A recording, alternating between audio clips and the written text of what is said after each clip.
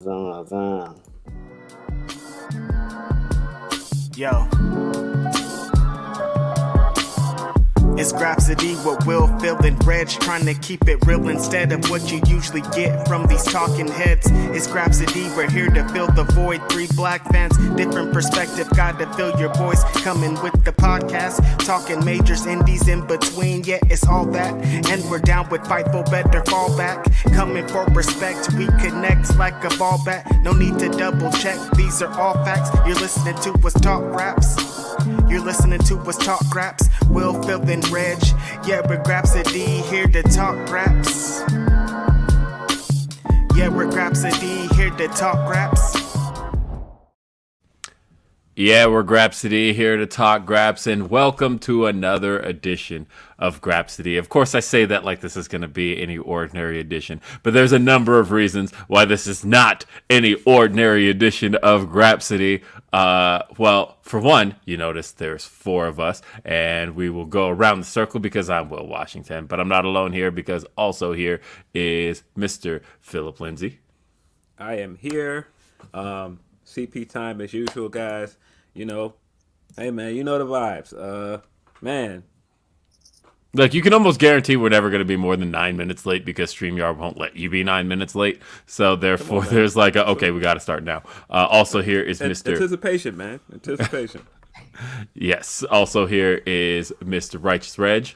In the building, it's your favorite, best in the world, your favorite rapper, your favorite writer, your favorite podcaster, Righteous Reg, on location, Bakersfield, California. Yo, it's been the craziest week of all time. You guys, like, you talking about being late. After this week, I can get 9 fucking minutes, yo. It's been insane. So let us have this, you guys. Relax out here. It's Grapsody. It's Saturday morning. We fucking go, baby. Are you okay, my friend? Because I was like, yo, what is going on with my man's ride? Like,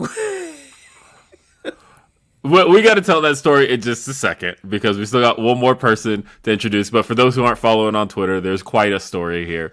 But dear friend of the show, and we're so glad to finally have her here on Grapsody from Wrestling Wind Down, it's Lo. Hello. Thank you guys for having me. I'm excited to be here. So excited to finally have you here. Oh, yeah, So. This is great. We've been wanting this for a while. We've been putting this work into motion for a minute. So thanks for joining us. Thank you. Reg. I will say this. What started out probably in one of the worst situations possible, I can already see it in you that there's some lifting in your spirit when it was all said and done. But tell the folks what happened. Honestly, I still don't know what happened, to keep it real. So on Sunday morning. Do you want me to play the video? I could play the video. I mean, yeah. Hold on. I got to pull it up. Sunday morning, I woke up, got my clothes on, went outside. I was about to work all day in this fucking car. And so I go outside, walk up to the car, and I'm just like looking, and I'm like, something does not look right here. Just walking. I'm like, did I park my car right here? Because this looks weird over here. I'm still walking, and then just like, yeah, let him. You got it? I'm getting it. Give me. yeah. It's gonna take a couple more seconds. Page, you know what's lit. I found it. Yeah. Hold up. Give me about 30 seconds to fully get it. Yeah. So it's been pretty crazy, honestly. It's only been 6 days, and it's been like legit the most insane 6 days in a long time. I just I still don't know, man. I'm still just like, what? What? So yeah. Look, when I saw it, I forgot where I was when I saw this. I was not at home, but I was still like in complete shock. And I need you all to just see what we saw. Again, if you weren't on social media at the time, you may have missed this.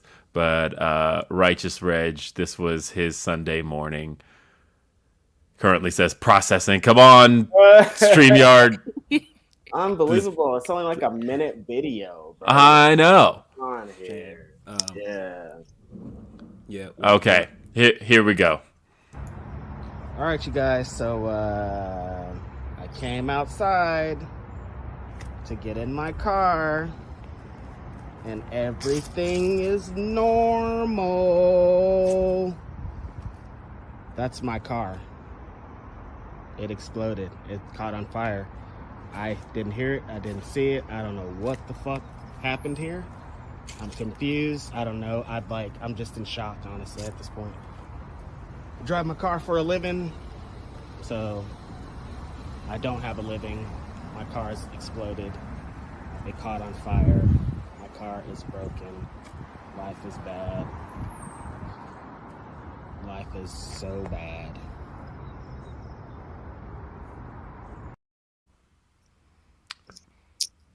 So I immediately thought of the scene from Ladies Man when he comes out. He's like, my house moved.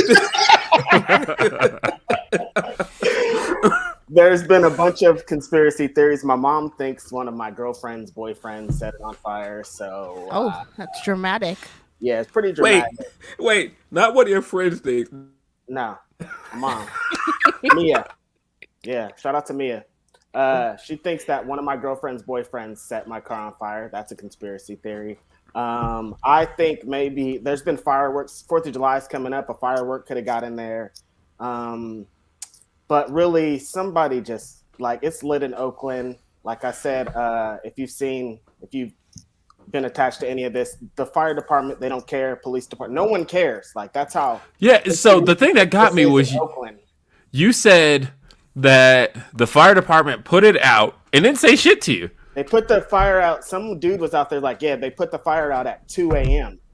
And I'm like, I didn't have any missed calls. I didn't have anything. I didn't have shit. It was just like nothing. Nobody called me. Nobody cared. So I was just like, oh, cool. And then when I called them to be like, hey, is there a report? Is there something? They're just like, it'll come in a week maybe. But you have to file this. I'm like, they did not care at all. Nobody cared. And so I'm like, that's how I knew it's like, it's Oakland, it's lit. And that's how I know it's just like somebody just set my car on fire and it doesn't matter. It's just Was your like my car the was only one that kept caught on fire? Yeah, a little bit of the car in front of me caught on fire. But yeah, it's Oakland. Nobody cares. They like leave it there for a week and then get it towed. That's it. So, wow. Yeah. So, man, if you can give to my man's GoFundMe, man, because that was crazy.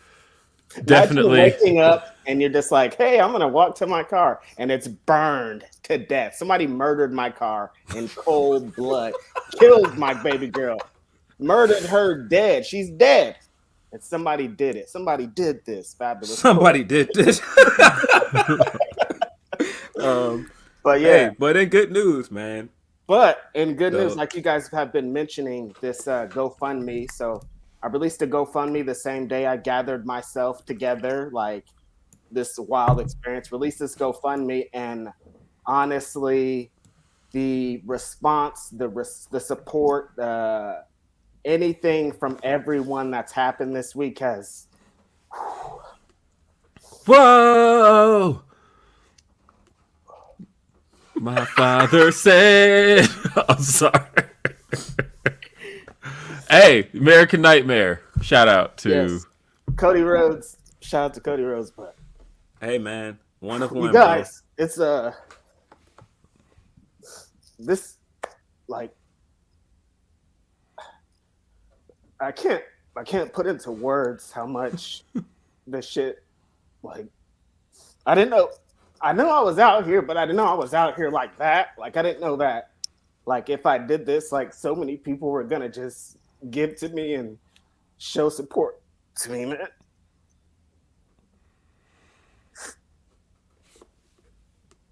Hey, man, look.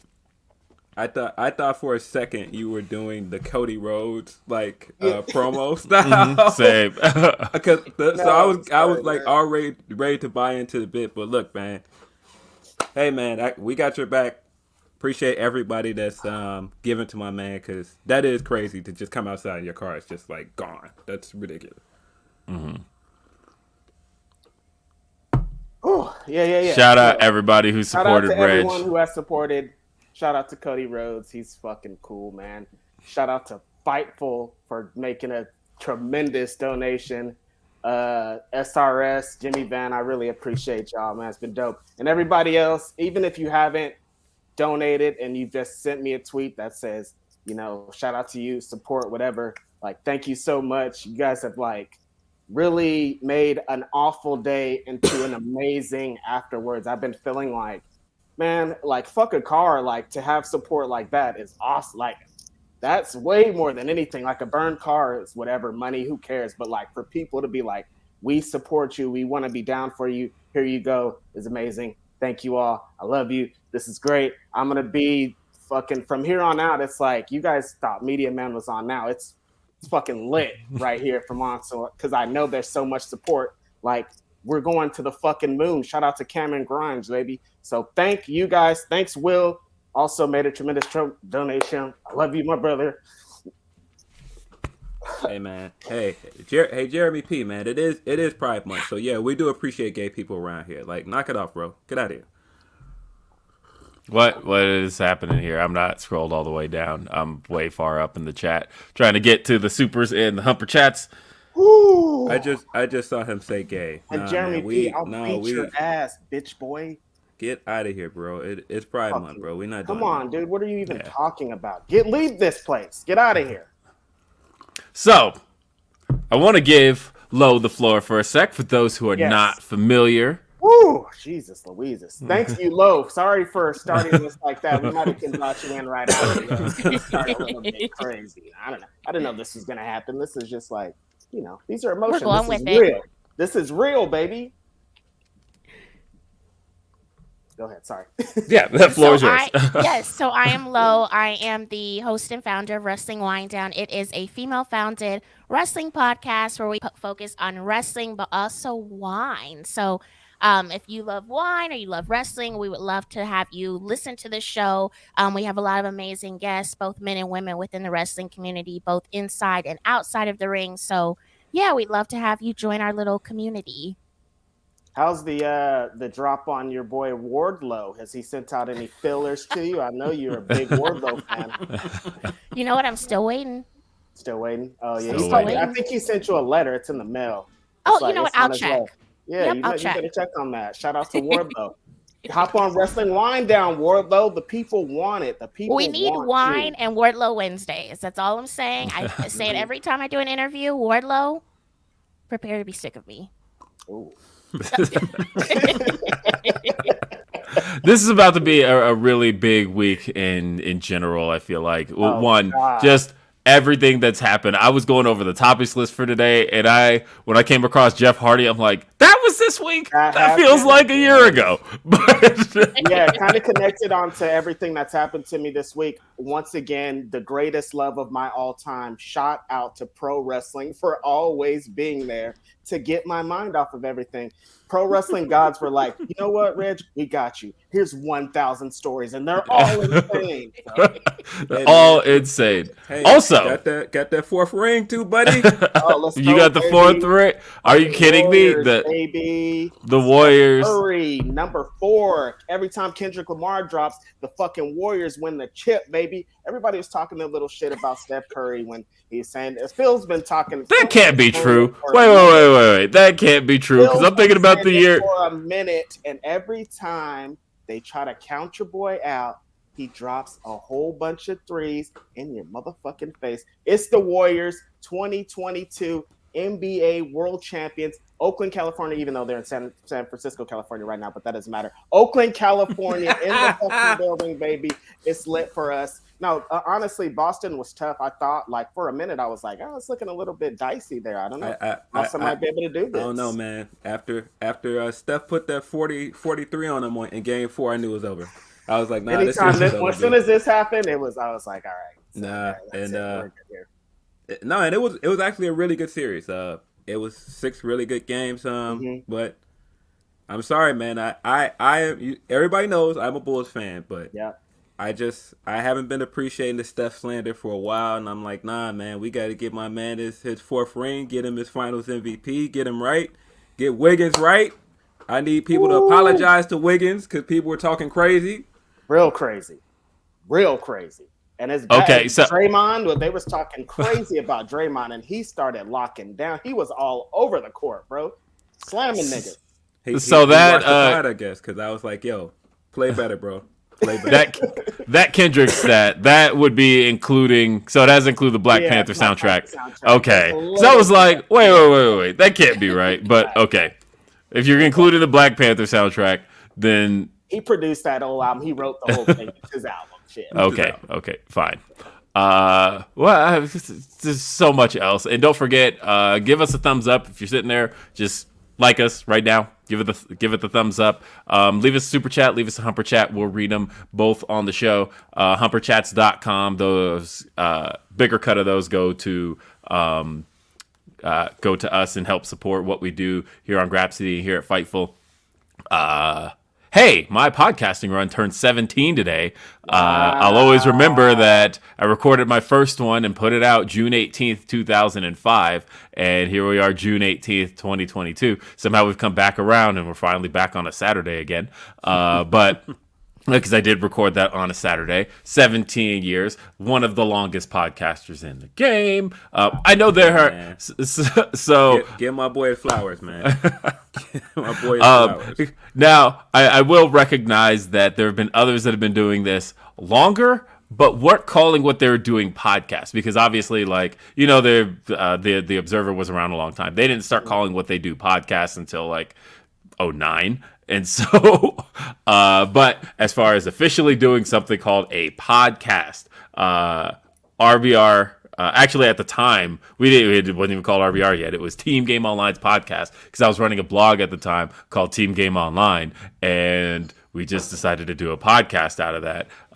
And every week since June 18th of 2005, I have been talking. It's one of my favorite things to do. I am still enjoying this. There was probably a little down period for me, and if you go back and listen, you could probably hear where my mood had kind of soured on it a little bit. But at the moment, I am having more fun than I've ever had. It's October 2nd, 2021. It's been oh my god. You know, I went back this morning and I listened to my first podcast. And I'm still kind of shaky from the cringe, because I can't believe these were even conversations we were having at the time. We were talking about the 2005 WWE draft and whether or not they should draft any mid-carders, and we were arguing about that because it was just all main eventers. But in hindsight, and I was on the side of they should just stick with the main eventers because they were doing one pick per show. And I remember making the point of like, how much of a waste of time would it be if we were like, all right, the next draft pick on this episode of Raw, Sylvain Grenier, and like, who the hell would care? Why you gotta bring Sylvain into this, man?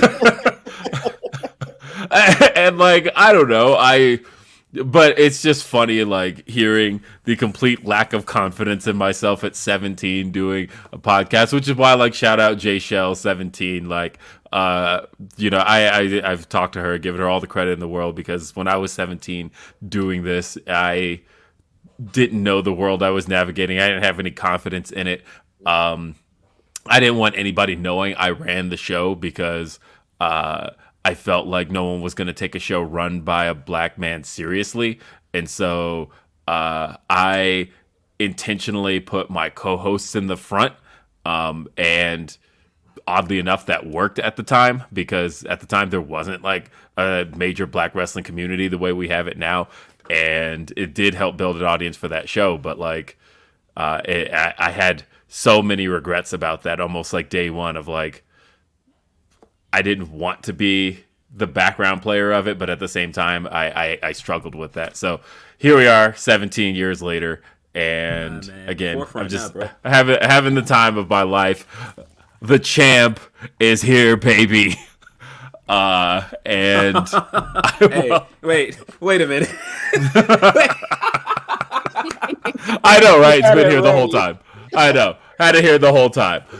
Big gold belt in the building. The big gold. This is actually my it's hard because of my belts. I feel of just belts in general. I obviously only buy belts I like, but I feel like this is such a classic, and it's still so great. It's still so universal, not to be confused with the Universal Championship. Black people but love this belt, man. the Thank big you. gold belt. Troy come out with Pastor Troy, honestly. Yeah. No, they actually have Atlanta thing. Yeah, definitely. Yeah, no, my barbershop, they've got one on the shelf, and it's one of those like pass around kind of things. Everybody loves the big gold. It's again, I think the thing about the big gold that resonates so hard is that one, there's no logo anywhere on it, so like anybody can wear this. Anybody can walk around like you literally you pick up the current WWE Championship. You're literally just walking around with the WWE logo on. And then AEW, same deal. It's got the giant AEW in the middle. But like this one here is just world heavyweight wrestling champion. And that's it. And it works for anybody. Any promotion could, like, I almost hate that WWE owns the rights to it and just like retired it because, and it's almost been 10 years since we've seen it. It's been 9. But it's such a great belt. And Lo, you have belts too, Lo? I have one right there in the background. That's the only one I have. I used it's to the Raw have Women's one title, right? Okay. Yes, I used to have one when I was like 9 or 10, the classic women's championship, but I no longer have it. Oh, what happened to it? What could there possibly happen to it? You know, I had fell out of wrestling for like a little bit, and I had the stuff that I did have. I donated it, so it went. Oh, dope. But I see. yeah. What do you think? What's your favorite out of the classic, the Divas, and the current?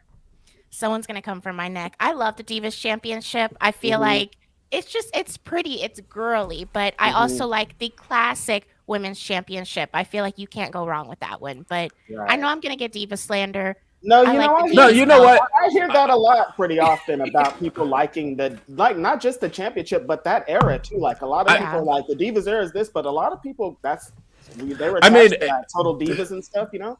Well, you have to think about what eras got people into pro wrestling, right? When you think about, and in general, I think that everything will eventually have its nostalgia, and everything will eventually have its fans that come out and miss certain things, and also everything's gonna have its detractors. I said all last year, right, that I thought that the 2021 is going to be looked at really fondly in hindsight. And it already is. There are a lot of people who are just like, man, remember last summer how dope this was? Like, I see all of this nostalgia for last year.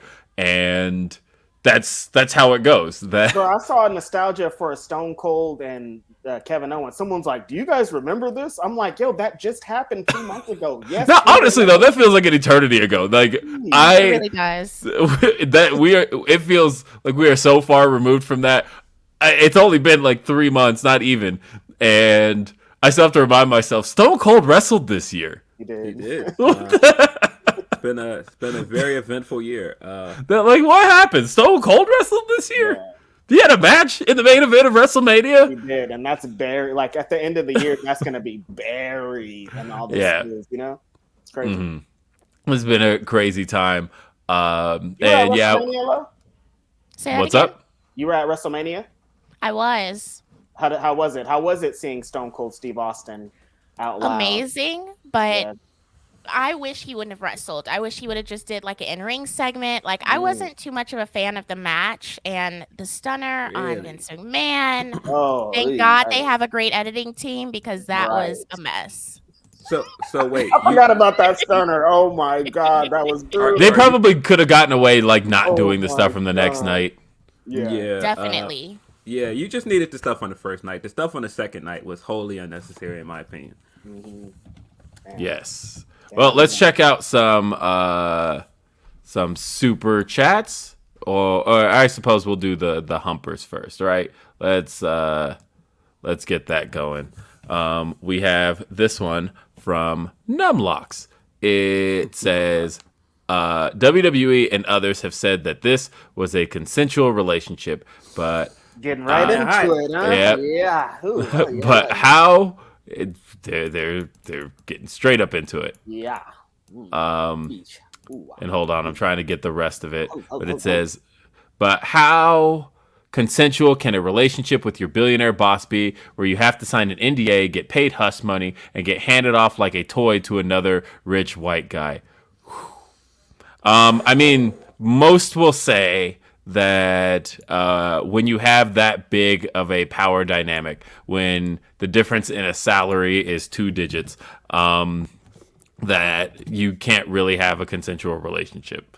So that's there's that. So strong point. Let's see. We got another one from Van Twinblade. Yo. Van Twinblade in the building. Yeah, Van Twinblade. Shout out to Van Twinny. Van Twinny says, and we got more pouring in just as we're trying to get them going. So Van Twinblade says, I was at AEW this week. Shout out to Davey Vega as the barber. Shout out to Danny, Outlaw, Suede, Moses, Camaro, Kenny, and ATM for taking those Wardlow bumps. Smashed. Yeah, Wardlow was beating all their asses. All the St. Louis homies got their asses beat. They got Next all month, the lunatics out of here. Next month at Glory Pro, Warhorse and Ethan Page versus Camaro Jackson and Mike Bennett. Holy fuck, Bennett. Yeah, shout out Glory Pro. I was thinking about Van Twinblade pretty much that entire show. Yeah, definitely. Me too. And shout out to Mike Bennett because he's a really cool guy that represents for pro wrestling pretty often. He does. Mike Bennett, good friend of mine.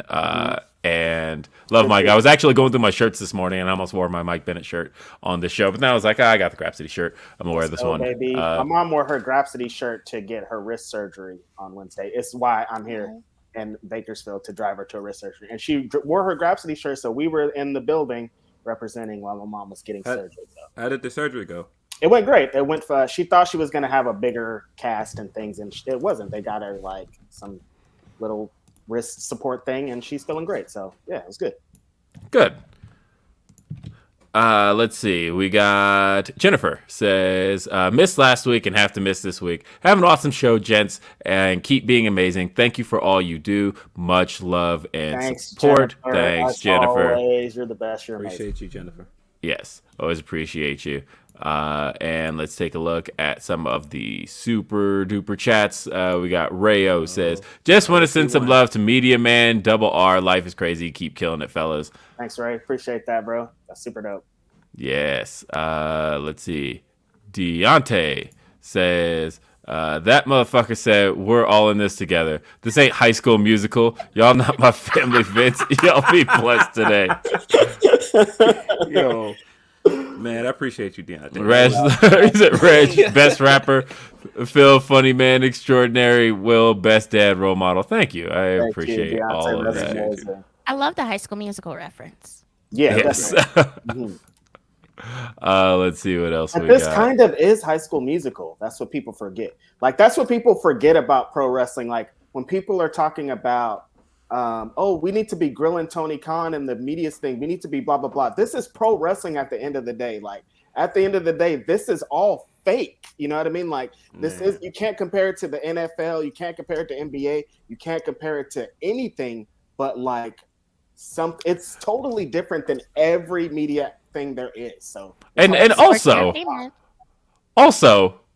Reg was the guy who asked about Swole at the conference. What are you talking about? Like, when I saw that, because people were tagging us and they're like, lobbing them softball questions. Let me tell you, first off, because I do want to address this. So, of course, most of us keep a notepad of questions, right? Or keep our notes open, keep questions alive. Basically, the idea is you walk into these things with questions in mind, but then you also have to make sure that you're playing off of the room. You're not just asking stuff that has already been answered or anything along those lines. You're going to make sure that you respond to what's going on also. That's kind of how you almost have to treat it like an interview in that regard. Right. Everybody's top question in that media scrum, the last one, was what's going on with MJF. Yeah. Everybody's top question had something with MJF. And when he said at the top of it, not going to talk about that, what the hell else am I supposed to do with that question? I mean, I saw people who are like, no, you should have hammered him harder and asked. It should have been 12 of us being like, MJF, MJF, MJF, and him saying no 12 times in a row. Like, what? And the thing is, we only get one question. So it was like, okay, am I going to waste my one question on, hey, talk to us about MJF after he already said he's not going to talk about MJF? That was literally, like, I tweeted the joke about everybody, the Simpsons joke, everybody's hand going up about MJF, and then everybody's hand going down when he said, I'm not going to talk about MJF. Like, and if you're going to be mad that Tony Khan is friendly with this, you got to pick something else. And the thing is, I came with preps for the MJF stuff. I had the flight information, like, on my screen. I was, like, ready to be like, okay, questions. MJF, notes. Yeah, it was. Yeah, and then when he said not talking about MJF, I went, well, okay, throw those notes. Gotta pivot. But yeah, I don't know. What did you want me to do? You want me to hammer on MJF? Waste my other question on getting told not going to answer that? Like, okay. But don't you worry, your boys will be back in the building next Saturday or next Sunday for Forbidden Door, where there are, as of this morning, rumors flying, like crazy rumors flying. Oh man, look! If we were really robbed of that Andrade Ospreay match, shame on you, CMLL. Shame on you. A pox on your entire family. Oh, that match! What? You guys got to get it together. We need that match. What are you talking about? It's crazy out here. I also saw. I mean, have you guys seen every rumor going around? I haven't seen anything today. I've only seen the Andrade one. So I don't know how true this one is. This is literally just rumor. I don't believe it. This is one of those believe it when I see it kind of things. But I will say that our boys over at JCast, who did correctly get the Forbidden Door announcement out there, that they dropped that story, and they were like spot. I think the only thing they were off on was the date, right? They thought they'd said the 23rd, which would have been a Thursday, but they did have the event correct, and they're hinting over there that Jay White's opponent is going to be revealed to be Kenny, and I'm like, that sounds insane, and that sounds crazy. I know that sounds insane, and I'm like, there's It's no just the build. I know, right? And I'm like, that. There's no damn way. I refuse to believe it. I can't. No way. I can't No believe it. No. This is one of those things where I'm not getting my hopes up for that. But man, can you imagine though? That would be crazy. Who's it gonna be if it's not? I mean, I'm thinking it becomes like a triple threat or something, but with They both. figure out to get the two. Yeah. But my God, if it is. Hey man. Amazing. By the way, I got on here as soon as Bullet Club came out and did that thing at Dun Taco, and I was like, your man is gonna have that championship in a few months. And people were like, Okada this, Okada that. And I said, nah, Jay White does not make false promises. He will have the championship. He got it. He brought it to Dynamite. Yeah, he did. Hey, shout out Life of Deem. Says, happy Saturday. Can't watch live, but this has been the craziest year in wrestling in recent memory. Also, fuck Vince for that tone deaf segment yesterday, for booking another Brock Roman match, and fuck anyone being nasty and harassing that woman. Not going to talk about that piece of it. But this is not necessary.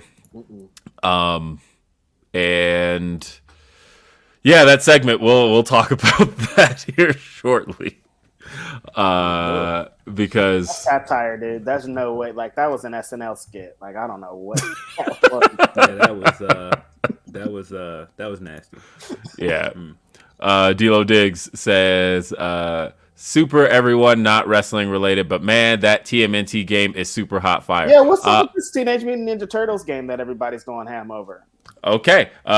So this, I have been playing it. It's really good. So pretty much it's a throwback to the old Konami games. This game is not by Konami, but it's all done in the style of the old Konami games. They did like 16-bit style graphics, but it's animated 60 frames a second, so it looks really smooth.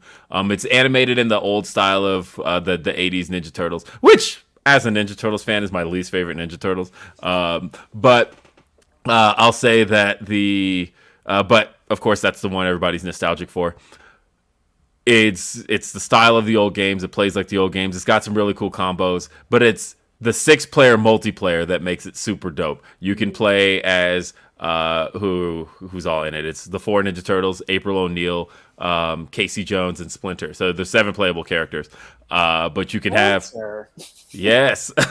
Who's playing a Splinter? Hey, he bailed their asses out multiple times. At the end of the day, they're still teenagers. And Master Splinter. I forgot. and at the end of the day, like, they could never beat the Shredder. Ultimately, they needed Splinter for that. But it's just a dope game, and it's a lot of fun. But then shout out to the soundtrack. Mega Ran on the soundtrack. Yes. Come on. That's awesome. That's dope. Shout out to Mega Ran for getting that spot, man. He earned it. And Yeah, I went to go buy the game, and then it's in Game Pass. I didn't have to. So Oh, is it in Game Pass? It's in Game Pass. Better. Might have to load that up. Yeah, I was about to. I literally had it. I pulled it up, and I'm like, all right, let's enter the credit card information. Hey, and it says download now, and I went,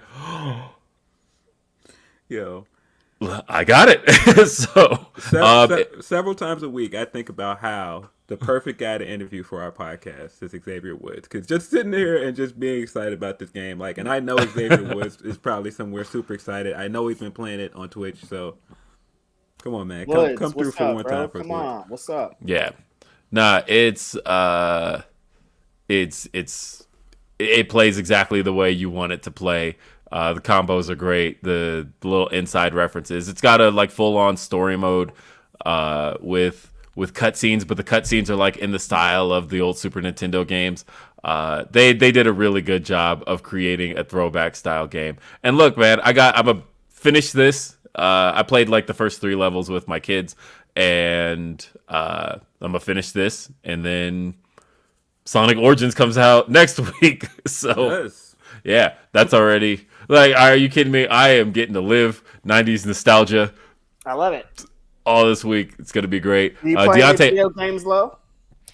You know what? I just got into SmackDown versus, or the 2K22. I always call it SmackDown versus Raw still because I used to play the older games. But What it is. the graphics are good. There's some of the superstars that they really don't look like themselves. So, got to be careful with that. But other than that, the gameplay has been really good. And I like the story mode. Oh, that's dope. Yeah, I still haven't played. I still got to get into that. Like, the story mode is cool. So you've been playing the My Career, or yeah, did I you played do? the My Yeah, okay. Career. I haven't gone into the GM one yet. I took a look at it and I was like, you're drafting people. It's way more intense than it was when it was like SmackDown versus Raw 2007, 2008. They've very much Shout out stepped it up since 2007. then. Yes. Yeah. No, the My Career, I like how simple they made the creator wrestler, because like creator wrestlers can be like super deep and you can spend a lot of time in them. But like when you start the My Career, they're just like, look, just pick some basic stuff and then go from here. Because like I don't want to spend 2 hours trying to create a wrestler just to play the story mode. It's like 5 minutes. they're like, look, just kind of pick some general stuff here and then get going. So unless you already have a wrestler. Deontay said, Miss Lowe, nice to meet you too. Read you in my prayers. thanks, bro. Sailor Saturn says, it's much, I think they meant not, but for Regis Car Fund, keep your head up. Thank you so much. I appreciate it. That's amazing. That's everything. I like this name. CBD's nuts says, "What a year this week has been. It feels like decades since the MJF story. It MJF, what happened with it? 5 years ago. What are you talking about? Yeah, it was 5 years ago. What are you talking about? Was dominating the timeline. Glad to know you're okay. Although that MJF promo feels like it was ages ago. Hey, It does. I'm gonna go ahead and say it. Jay White's promo after he won the title was better than that MJF promo. Whoa. I thought that promo he cut in the press conference was really good. That's possibly my promo of the year so far. Matt says, "Happy Your boy Saturday." John Cena comes back, baby. He's about to take that. There you Cutting go. promos on Theory. Oh. Ugh. It says, happy Saturday to my boys Will, Phil, and Reg. What a week. And WWE backwards spells you. And these old men are creepy. Love you, Reg. And gave a little bit to a great person. I appreciate you, Matt. That's WWE spelled backwards does. That's funny. 10 Ruse that says, forever, together. Don't forget. Reg didn't just make CM Punk cry, but damn, making us all cry. We love you, Reg. You're incredible and support you to no end. July, please be chill. Thank you so much. No, July, relax. And Peter says, Big Gold, AEW, and IWGP are perfect IMO. I mean, honestly, I do love ones that are just like big and gold, and I don't know. That's it. It doesn't take much to appeal to me. Just like, yeah. Let's see. We also got other belt remarks. He says, Will, V4 IWGP titles where it's at. Guys, I'm hoping Mercedes, Soraya, AJ Mendez, Trinity, and Pam can have fun at AEW together with everyone there.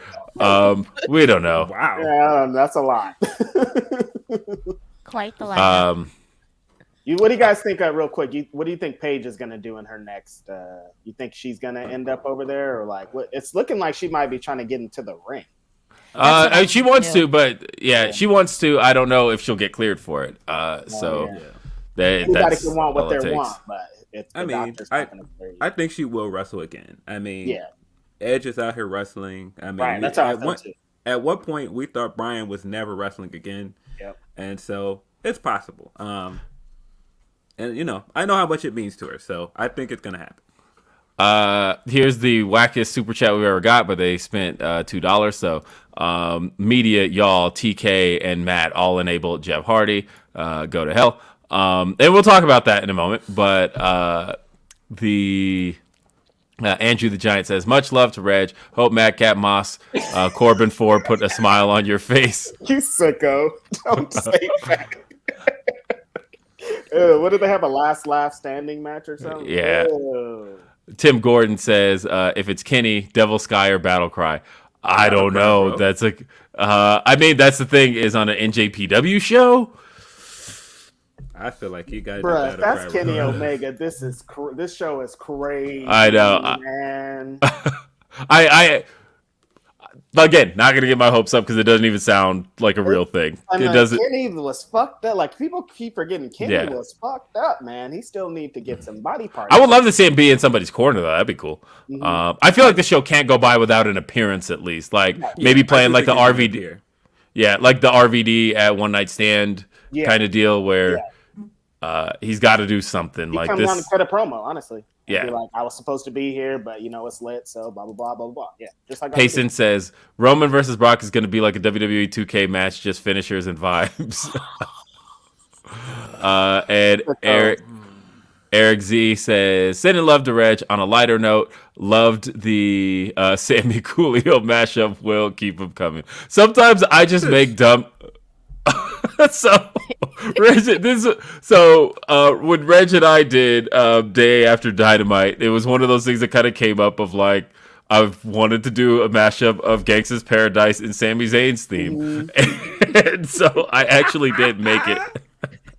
And like sometimes I just have these dumb mashup ideas where there's songs like I did the Venus and King of Kings mashup. If nobody's seen that, that's on my Twitter.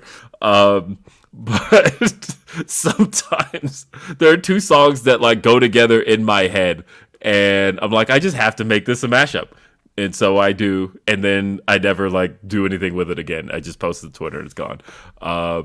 And thank you, Eric Z. I'm glad you appreciated that. A couple more. Steph the writer says, so they said no to Seth, Drew, Bobby, Ciampa, Braun, and said, let's do Brock for the fifth time. Fifth. But oh my God! Listen, that's the ninth, right? See this match anymore? Stop it! I don't want this match anymore, man. Stop! I don't want it. Do something else, WWE. Do something else. We've had the Brock match. We had all of them. Do something else, bruh. do something else. Bruh, we saw them in Saudi Arabia. They did big matches at WrestleMania. They've done it. They've done it. All right, everything this is there it. To do, dude. Oh my God. Everything. There's nothing that they could do. They've done it. They've all right, each other up everywhere. This is number 5. Number 5 topic. Brock is back. Oh, how? So when you guys said it in the group chat, I was like, "You're lying. There's no way you're lying." Well, so the worst thing about this was, so I was under the impression that, you know, maybe they end up doing like a DQ or something to prolong the idea because they had specifically said, if Riddle doesn't win, he never gets a shot again. And I thought, well, you know, with the story, of course, coming out from Fightful Select this past week that Randy Orton is actually going to be out for quite some time and the SummerSlam match isn't happening.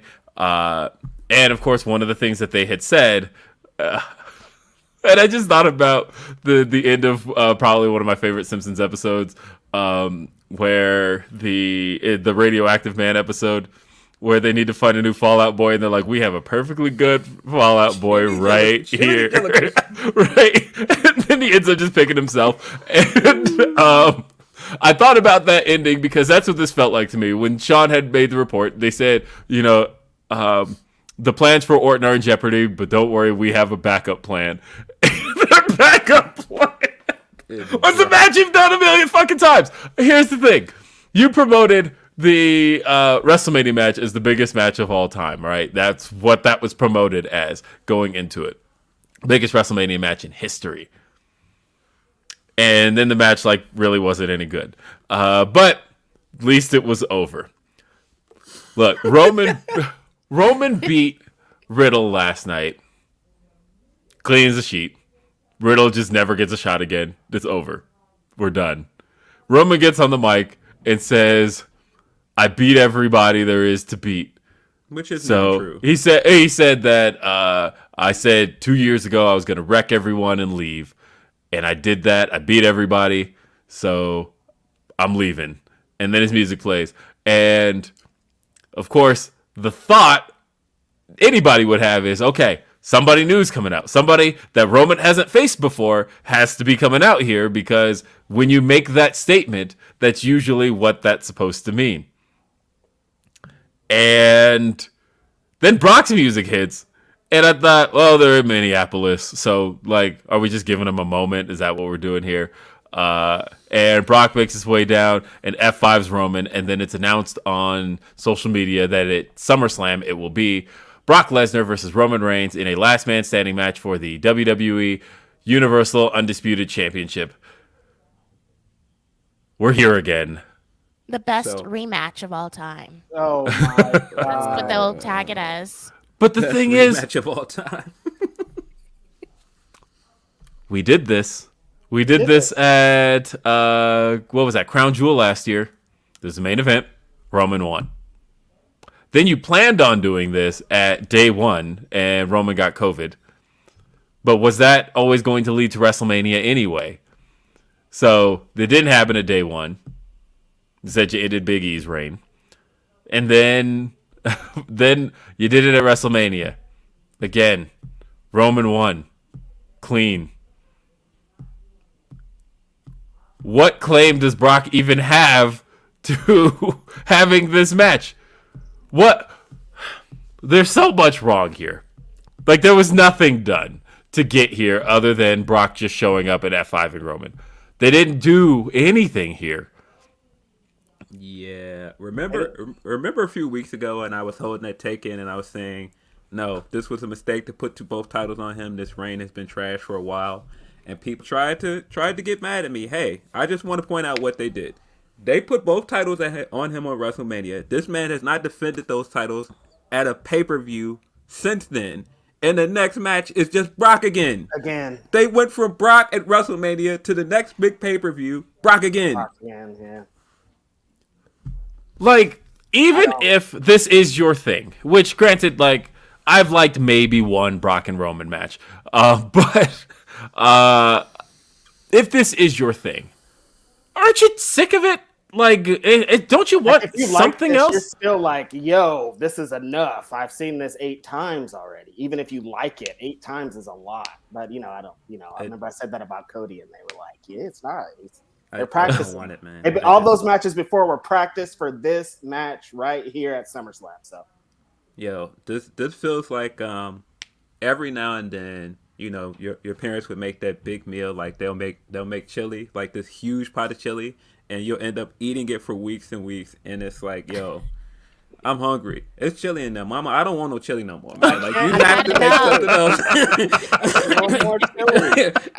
I don't want no more Brock WWE. Put that shit back in the fridge. I don't want it. Stop. What? Throw it out. There's no claim here. Nothing.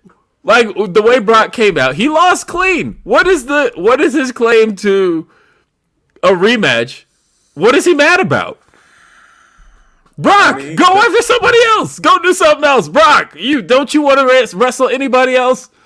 I mean, the obvious thing I feel like is I feel like Steph is gonna win the Money in the Bank briefcase, and he's probably gonna cash in at SummerSlam. They're just gonna redo the Heist of the Century, but again, do something else.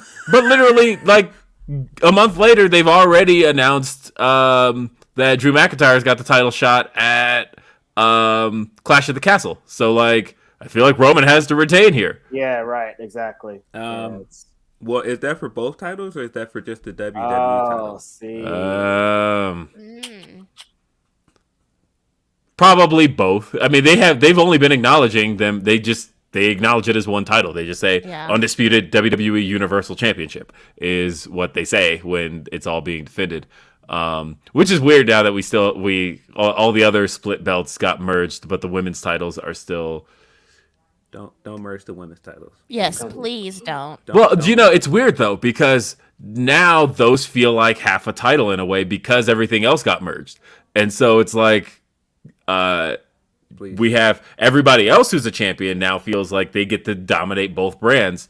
The tag champions do, the world champion does, but the women's champion is restricted to a brand. And to me, that now I feel like you can't have both. It's either all or nothing to me. Otherwise, you make one feel like half a title. I think it's a mistake to merge the titles.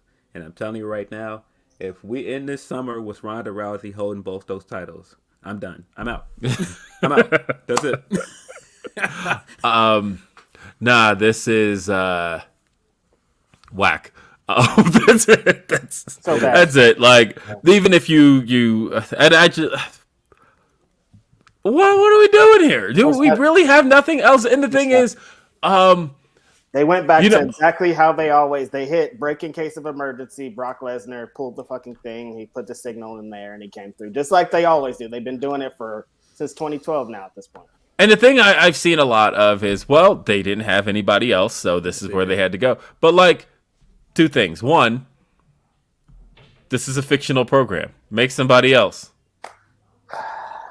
Look, man, I'm not saying I liked it. As a matter of fact, it was probably one of the worst things they did. But this company on a couple of occasions literally took somebody from obscurity and put them in world title contention and made them world champion with the snap of a finger. JBL was literally like tagging with Farouk at WrestleMania, and then a month later was number one contender for the title, and then a month after that was champion. Easy. More recently, Jinder Mahal was doing nothing. Was doing absolutely nothing. On the other brand, he was on Raw. You sent him to SmackDown and immediately made him champion. Don't tell me that this company doesn't just, like, when they feel like it, pick somebody that they love and just put them in a world title picture. They have it in story. There are 3 guys in story that should want a title shot. He did not beat Rollins at Royal Rumble. He cheated. He should have a claim to another match. Bobby should be mad. He did not lose the title at Elimination Chamber. He was taken out of the match. He was not beaten. Didn't he just embarrass Shinsuke on TV? When did he get a title shot? Yep, those are all facts. Mm-hmm. These are all things that happened. Yep. And you went back to Brock. Went right Didn't even fucking try. As long as it isn't Goldberg. Oh, okay. Yeah. That's I think, you know what? This is almost this is on the the silver same lining. lines, though. At this point, This though, is along the same lines it's to me. almost on the same lines for these two, like the same, Yeah. like right back to Brock Lesnar, like not even giving anybody else. And then they said I haven't beat anybody, and then here's a guy that I beat a bunch of times. I just can't, you guys. Leave it alone. This is crazy. The super chats. Hey, real quick, earlier I was talking about my whole car situation and I misspoke. I was making a joke. But my friend Emily is the one that like really she helped me out. I was at my friend Emily's house. She was there when I went outside. Like she helped me through this whole everything going on. I said one of my girlfriend's boyfriends as a joke, but really like she's somebody that's super important to me. She did a lot. She like helped me through this whole situation. So I want to give a big shout out to her because earlier I was just emotional. I was saying too much, but really Emily helped me out. She like is one of the best people in my life. She helped me through this whole thing. Helped me not fucking drive off a bridge that day or not. That's extreme. What were you gonna drive off the bridge with? Yeah, exactly. There you go. Helped me just kind of off the ledge. So shout out to Emily. I apologize for making me feel insignificant in any moment. So there it is. Let's continue the show. All right. Jake says, Jeff Hardy is literally 44, not 24. We can't enable a grown-ass man, and I love Jeff, too. He's a major reason why I got into wrestling as a kid. We'll talk about that. That's coming up. That's one of the topics. It's a tough road, man. Ryan Ben 666 says, I mean, Bobby was right there. Love you, Reg. Right there. And don't tell me that he's on the other brand because No. Street Profits were on SmackDown this week. Doesn't matter. I know. Told us that doesn't matter. Yeah, it doesn't matter. Matthew says, if Sasha goes to AEW, I can't wait for her to show Vince who the F she is and what the F she can do. Prove that you are the best women's wrestler. We're gonna It's the topic. Omega Okada face off. Also, we need a Prince MJ collab. Was George Michael accepted in R&B culture? Him with Mary J. Blige, Whitney, Aretha was fire. Yeah, I'd say so. There's a few people that same with like Hall & Oates is another one that like gets accepted in R&B culture. And of course, there's like, there's blue-eyed soul musicians like Bobby Caldwell, things like that. But like for the most part, yeah, I would say George Michael was making music that got accepted as in the R&B genre for sure. I mean, I could talk R&B all day if you want, but that's my genre. Except,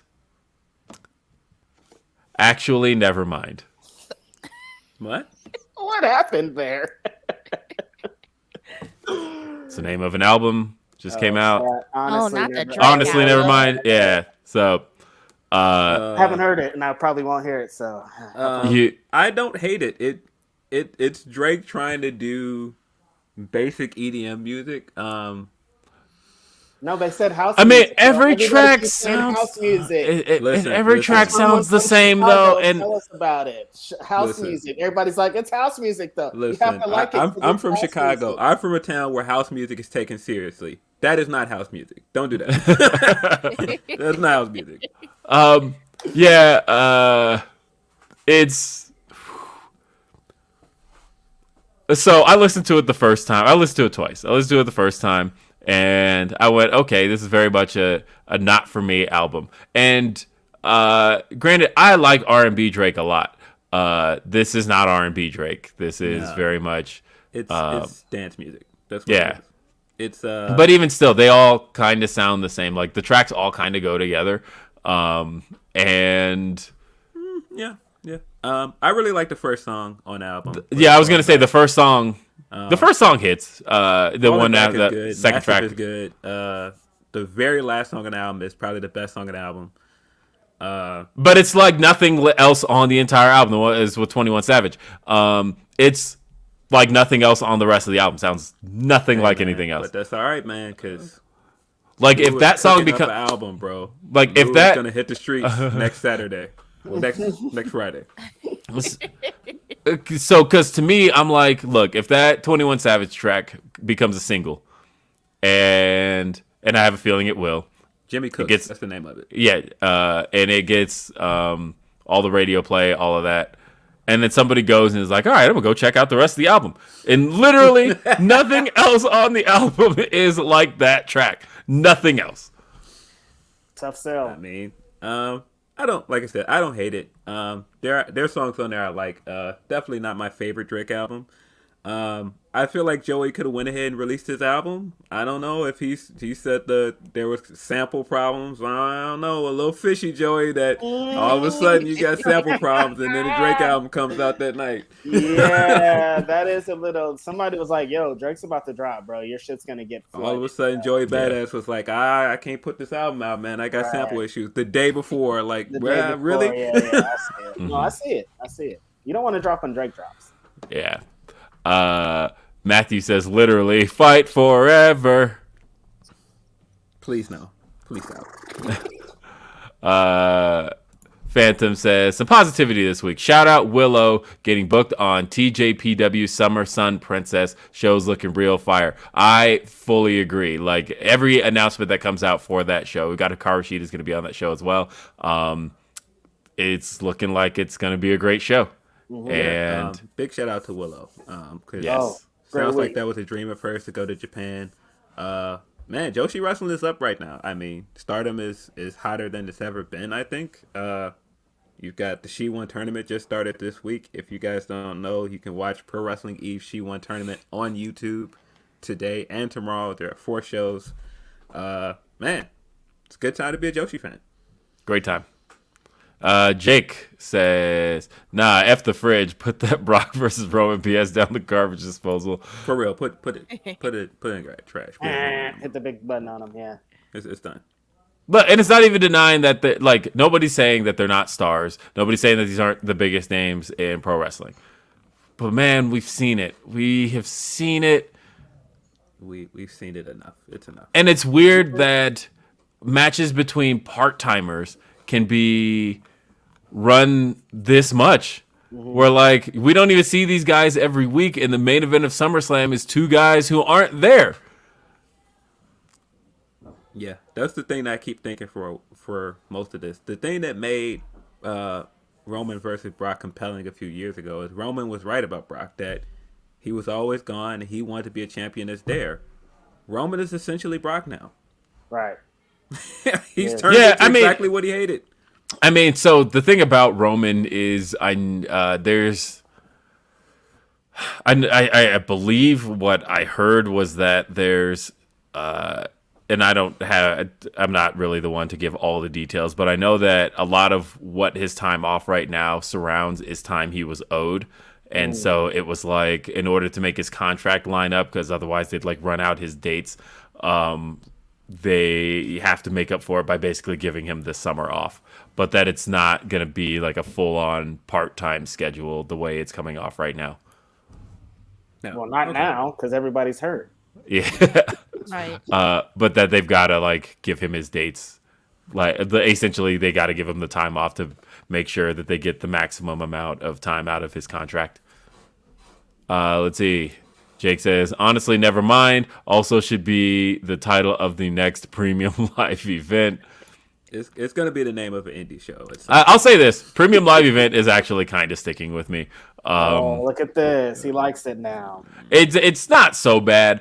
And I will also give WWE credit in the fact that I've talked to people who watch the PLEs and don't watch the weekly television. And part of it is because, look, Peacock's got 13 million subscribers. So they are now almost in a reverse position. Like they keep it, one of the things they brag about, they did it with Hell in a Cell. They're like, Hell in a Cell was the most watched Hell in a Cell. WrestleMania is the most watched WrestleMania. Well, of course they are, because WWE Network at its height had 1.5 million subscribers. Pay-per-view was never going to do that much. But on the other hand, now you're on a platform with no extra charge doing these shows in front of potentially 13 million people. Mm-hmm. Of course, every pay-per-view, every premium live event is going to be the most watched one. Right. Like they're going to say it's the most watched Money in the Bank. It's going to be the most watched SummerSlam. Each one, each year, is going to be the most watched because all of a sudden now, you're almost at a point where, I know people who have Peacock and no cable. It just makes sense for a lot of people because, especially if you're a Comcast subscriber for internet, you might get Peacock either at a discount or even for free. I get Peacock. I get Peacock free. So just with my internet. So there's a lot of potential to get people. My dad will watch these premium live events just because he likes Peacock the best. That's his service of choice. And when he's scrolling and he's like, oh, there's a live WWE event right now, I'll just watch it. Right. So, shout out to them. That was a great partnership, even if it's not exactly my favorite partnership just because of the way it's all organized. And guys, I'm a software developer. I can fix that. I have ideas on exactly how you could fix the WWE layout without hurting any of the other shows, because obviously the reason it's set up that way is because the shows are all structured by season. WWE doesn't work by season, but you don't have to do that if it's organized the way I think it's organized. Talk to me. I'm not going to put it out there because pay me, but there are ways. Let's see. Chris Sayago says WWE is too chicken shit to make anybody else over because complacency is their thing now. I mean, that's why the scripts get torn up every week. That it's a lot of times it's not a case of let's do something wacky. It's a lot of times it is, okay, this is doing too much. Let's make sure. Let's bring this back. Vince is fresh off the investigations, putting pen to the sheet. Eloquent says, peace, y'all. Just wanted to show some love. Hope you're back on your feet with the whip, Reg. Appreciate it, Eloquent. Shout out to you, man. Showed a lot of support, as always. Get that new Eloquent project, eloquent.bandcamp.com. You can get that. Rayo says, every Drake song has really sounded the same over the last 5 years. Saw Twitter say Drake is closer to Doja Cat.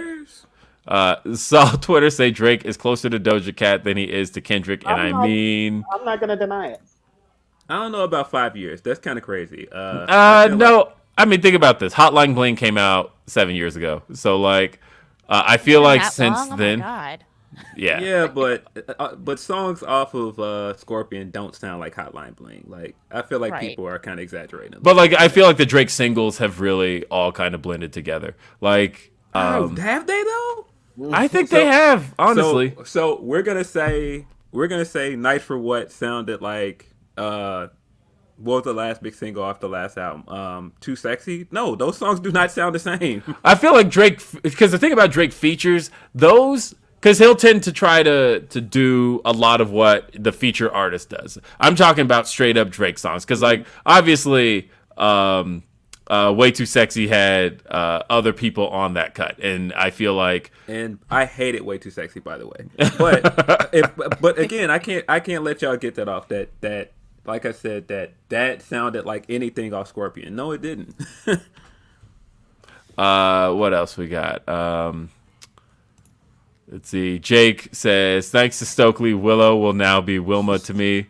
Hey, Stokely has been cooking these last few weeks. I am so happy. That 1 minute he got in that promo with Willow, just the amount of lines he drops. He drops little shit in there, the all due disrespect.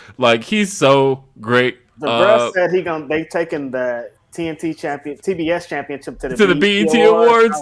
I'm like, no one has ever mentioned the BET Awards on AEW programming, and we get him for 2 weeks, and he's already talking about BET. This is amazing. I love it. I love Stokely. He's so great. Oh my God. My God, Chris landed slapping him upside his head. Yo, somebody, I can't remember who it was, but somebody said that Rampage feels like wrestling on UPN, and it kind of does, because I mean, even the Keith Lee and the Swerve segment was great. Yeah, it was great. I like that a lot. Yeah, that was dope. Seeds are being planted. Yeah. Let's see. We got Ryan Ben says, anyone check on Stokely after that savage slap? Honestly, the Jade segments for the last long time have been black. like so black. Like Yo. I can't even remember. Like it's been a minute. Like Is that what the B in the TBS championship is? I'm saying, it's lit for us, baby. That slapping Stokely on the back of the head was The slow mo of great. it was even better. Yes, Yeah. amazing. Shout out TDE Gifts on that one. Jake says, "All right, now, Will, you know damn well nothing premium about WWE. Look, man, I'm just saying it's working. It is working. I feel like Peacock is I don't know if it's working. man. PLE sounds like a performance enhancing drug. I mean, but No, seriously. Yeah. but I mean, they're not pay-per-views. You're not paying for the event, and so they did need to come up with something else. And it works. It's fine. See, Tenruza says, need Beyonce to give a classic 90s, 2000s vibe with her Part 1 Renaissance. Favorite 90s R&B artists / groups. Who should I check out? I still love MJ. Oh, I would love to talk about this. All right. I am a big 112 guy. But then also, you said artists / groups. Okay. Strictly R&B. There's one really obscure artist who just got inducted into the Songwriters Hall of Fame this past week. Her name is Mariah Carey. So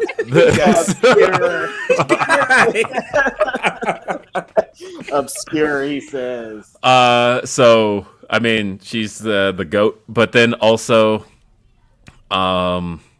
I don't know. You could go Mary with J, Janet. Yeah, of course. You could go with Mary J, Janet. Those are always great answers. Janet, it has such an evolutionary sound because, like, it's weird to me to think about, like, if I hear All For You, I'm always like, oh, that's recent Janet, but then that song is 21 years old. So then, but that is still a very different Janet sound than mid-90s Janet, than 80s Janet. Same with Whitney. Whitney had just a great evolutionary sound, but also Tamia. I'm a really big Tamia fan. Who else? God, I mean, 90s male groups. Do you remember that? Who sang that one song? Damn it. It's gonna drive me nuts. It's an R&B group. It could be Silk. It could be Jagged Edge. It could be Mint Condition. It could be Profile. All right. Do you remember you're nothing but you liar, a cheater, a deceiver, heartbreaker. And I won't let you back in my life. So I'm taking the house, the car, the crib, and the dogs.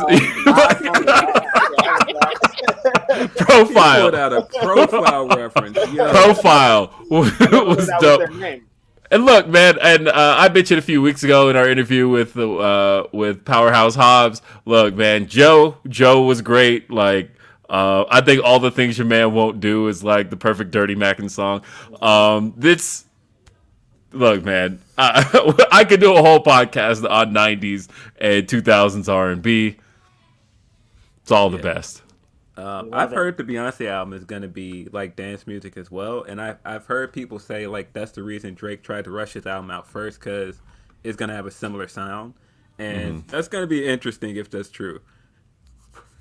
Super interesting. Drake's like, let me get on it first. Yeah, no, Beyonce's going to be better, dude. Don't worry. It's absolutely going to be better. Mm-hmm. And D-Lo brought up SWV. SWV 702, like all of those groups TLC. from that time period. TLC, of course. TLC, yeah. Total. Black. I don't know. Those were... this is just such a great The time. Cheetah Girls. The Cheetah Girls.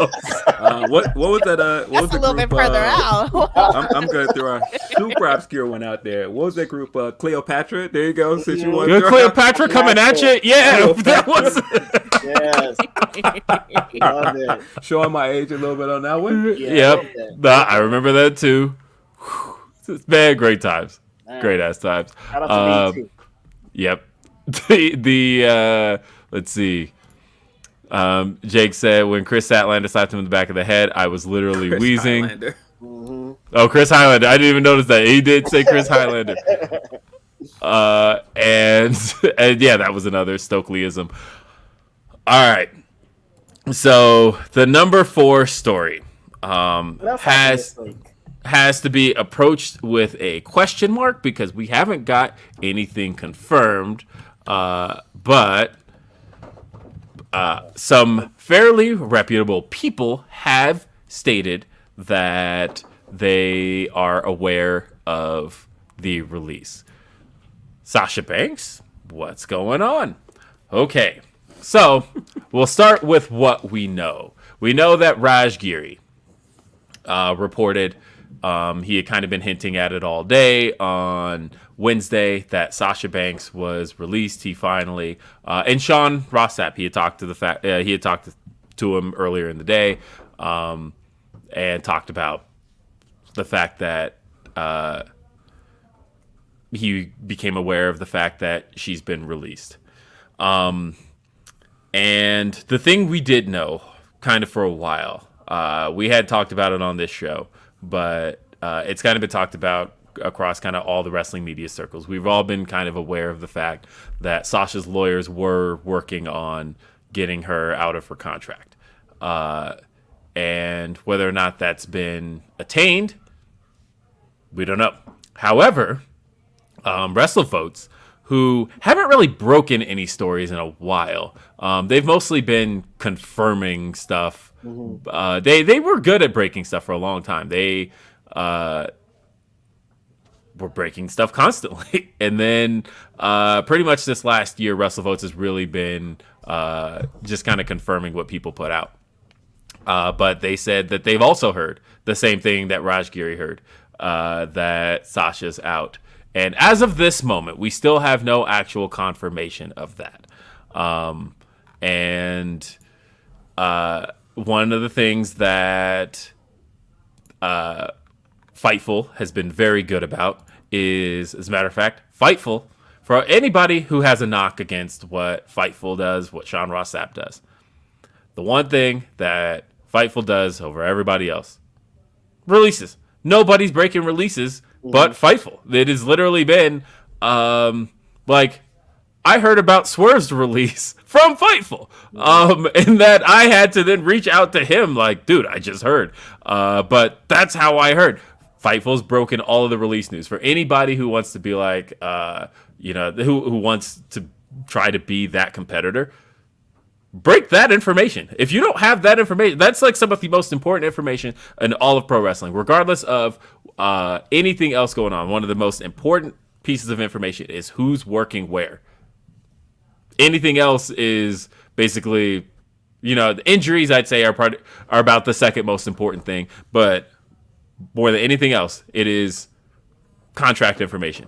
Most important information in pro wrestling. And nobody's broken any more of it than Fightful, and that's just a fact. And so back to the topic at hand, Sasha Banks. As far as Fightful's concerned, there's been no actual confirmation. If you ask, there's been a lot of asking around. I've asked people, Sean's asked people. The people I know in WWE are basically like, they're not denying because nobody's expecting her back. Is what the feeling I've gotten out of people. But and Sean asks some high ups who aren't denying. Nobody's denying anything. But as far as we know right now, it's still up in the air. As far as she's still listed on the roster. Her assets were removed a while ago. She's not on the WWE Signature opening. That was a while ago. She was removed. And she's not in any of the intros or theme songs, things like that. So, like, that's kind of that's usually a good indicator. Mm-hmm. And the fact that right now you can't use it as an indicator because she was already removed with the suspension. But Sasha may be done. That's the talk of the town right now. Sasha! Let's fucking go, baby. This has been a long time coming. Ever since that moment at WrestleMania with her and Bayley, where people threw her under the bus, dragged both of their names, made them out to be these crazy people. It's been kind of writing on the wall, I feel, for Sasha Banks. Every time she's came back, they've not really giving her what she deserves. So she hasn't gotten what she deserved in a lot of years. And here it's come to a forefront. It's time.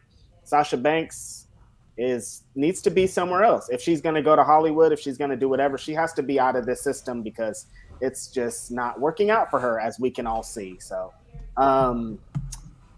this is great. I feel like I think the most important thing is because it feels like this is what she wants. And you don't want anybody to just be locked in a contract for money or whatever dumb reasons. You want them to be there because they want to be there. They want to do their job. They want to be excited about working at a place. So I feel happy for Sasha Banks, honestly. So to your point that this is what she wants, because the story is that her legal team is working to get her out of her contract. Mm-hmm. That's what Andrew Zarian said, I think, on Mad Men. And nobody's confirmed that yet either. But, it also was on The Observer, so it kind of feels like where there's smoke, there's fire. Mm-hmm. Yeah. When we were in Vegas, we heard that from a number of people as well. Yeah. That's what's going on. We heard that weeks ago that's what they were working on. Mm-hmm. And that is, it's one of those things where if you aren't happy working, then you shouldn't be under contract to anybody. If you don't want to be there, I mean, that's not to say you shouldn't be. You signed the contract, but I'll say that if anybody who is unhappy, and I mean that in the regards of MJF, I mean that anybody who's out there doing something they don't want to do, wrestling is at its best when people are happy doing what they do. You can, because you can see that. I feel like happiness in pro wrestling is infectious. Right. And I don't know. I don't want to see anybody doing anything they don't want to do. And so as far as she's concerned, I definitely, this is somebody who very clearly loves pro wrestling, has a love for it. I hadn't seen it at the time, but when I went back after Phil mentioned it, they took the digs at her with the stake lines through Baron Corbin. For some reason, my brain wanted to say Constable Corbin, and I'm like, no, that was like 10 nicknames ago. But Constable. It sounds like they're going back to Down Bad Corbin the way it looked this week. Yeah. It sounds like they're doing the McAfee feud, so that's... well, Down Bad Corbin would make sense if he's coming back to Vegas. That's true. That's where he had his shade last time. Right. So what do you think about this whole situation, Lo? How does it feel as, we're all huge Sasha Banks fans. We all love everything. How does it feel? If she wants to do something that makes her happy, I'm all for it. Like, if she's not happy in the WWE and she wants to pursue other things, whether it's Hollywood or AEW or going to Japan, I'm all for it. But my question is, where does this leave Naomi at? We really haven't heard anything. Is she trying to get out of her contract? Like, I really wonder about Naomi a lot because she's been in the WWE for a long duration of time. And, now her partner's leaving. Is she going to jump ship too and just kind of leave and figure things out? Or is she going to stay with the WWE? If I recall, she didn't have much time left on her contract anyway, so she may not even need the out the way Sasha does. And so she could just be biding time at this point. I don't know, but that's a good question. It does sound like she's going to wait till her contract expires. That's what it looks like to me. And I do think that it's kind of sad that everybody is like all eyes on Sasha. And I mean, that's just kind of to the point that Sasha is just who Sasha is. Like, she's a star. But it does kind of suck that people are just not paying attention to what's going on to Naomi at all.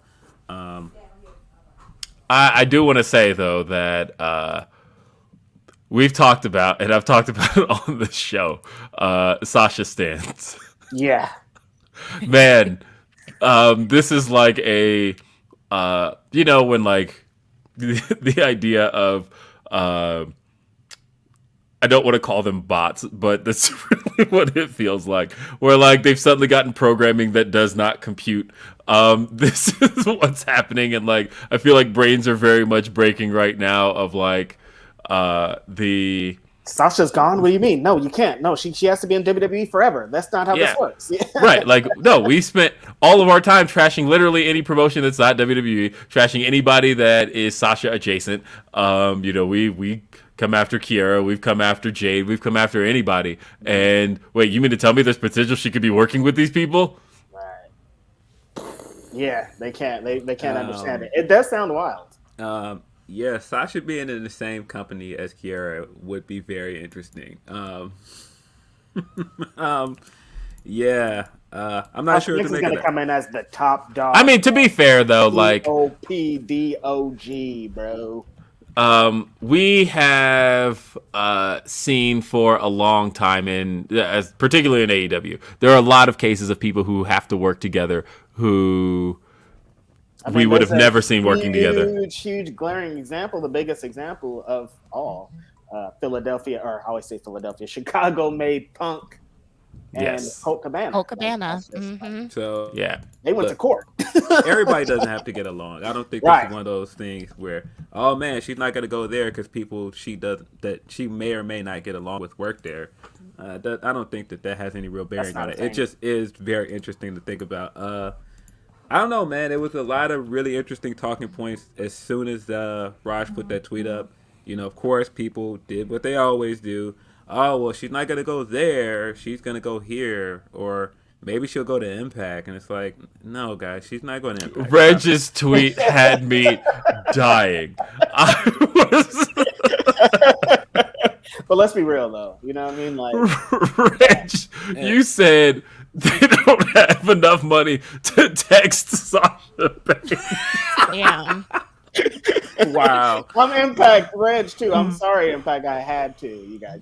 And hey, man, that's not a complete knock at Impact. They got pay-per-view this weekend. They do. Sunday. Slammiversary is this weekend. Watch Slammiversary. 20 years of Impact. Mm-hmm. I can't believe that. 20 years. That's crazy. Yeah. It's the 20th year anniversary. So watch that show. I think is it tonight or is it tomorrow? This is awful. I should know this, but it's been a lot. I'm sorry. Yeah, and so Impact Wrestling's happening this weekend. It's going to be a great show. Right. They're saying Dixie Carter's going to be there as well. Ooh, yeah. He's back in the building.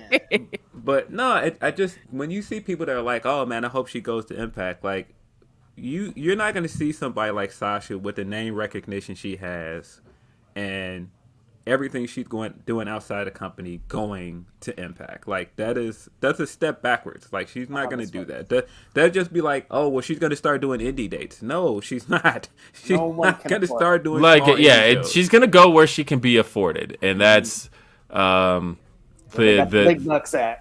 yeah, and she's that's gonna just get the bag for sure. That's how it's going to go, and You don't necessarily have to like it, but that's how it's all about to work. But you gotta love it. Shout out to Booker T. Booker T said some things that I agreed with recently, and I was like, "Wow, look at Booker T. I'm not mad at him." Nah, he said some wild stuff. Right? He's been wild this week. Also on top of it, but he said a couple of things. I'm like, all right, I'm not mad at it. He always said that. I'll agree with him every now and then, but sometimes I'm like, "Book, what you doing?"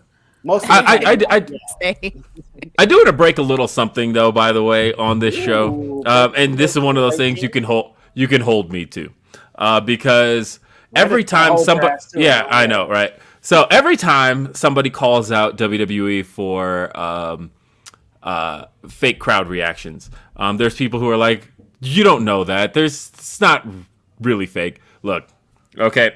I'm going to expose you to a text exchange I had back in July. This is when WWE first went back on the road, because I do have a friend who at the time worked in production. He's still in WWE. He's not on that team anymore. But I texted because I heard it and I was like, that didn't sound like a real crowd reaction. That sounded like the Thunderdome sounds. And so I said, quote, and I have the text exchange. This is... Yes. I said, were my ears deceiving me, or were some of the sounds piped in last night? He responded, 100% LOL. I then said, I thought so, because I'm seeing people questioning it on social media and insisting it wasn't, but I know it when I hear it. And he said, Well, the difference now is that we're also playing it in the building so everyone can hear it, including the talent. I don't know if it's permanent, but it's there. That was back in July, and everything sounds the same since then. And like, really, it's the abrupt changes that make it really sound like it all sounds like a hairdryer, right? Like it just sounds like somebody just like turned on a hairdryer and turned the volume and just turned it up. Like from time, like there was the Ronda Rousey promo. She's cutting the promo, and all of a sudden, in a time where nobody would actually pop, there's just like this giant pop in the middle of her sentence, or like that time where Lashley was in the ring with Omos, and then the crowd just like pops, but you can very much see nobody reacting. No, they're very much doing this. I don't. Return, there's there's no question. I don't understand why there's so much like debate over whether or not they're like, oh, are they really doing it? They absolutely are, 100%. There's zero doubt about that. Like I tweeted, sweetening the crowd and piping in crowd noise for a guy that's in the middle of an investigation is nasty. They absolutely like the thing is you could just listen for it. Like that's not to say that people aren't reacting at all. Obviously they are, but they are feeding it into the arena in order to get the crowd to do it along. It's like, okay, we want boos here, so let's play the sound of boos. Like, and they're doing it across the board. Like, Roman's not getting booed that much. Roman's actually getting cheered a lot of the time, and they're like changing the reactions for Roman to make sure that he's, which is funny because that's the opposite of what they would have done before. Right.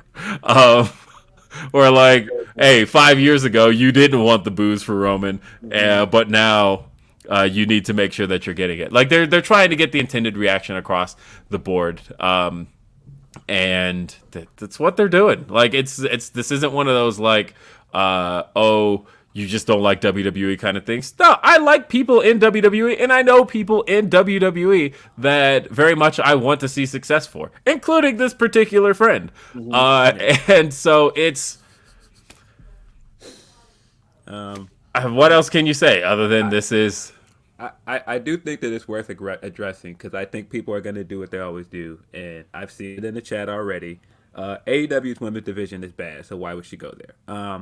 I do think there are benefits to her going to AEW. Now you could lob whatever fair criticism you have of their women's division or their treatment of their women, but there are absolutely benefits of going there.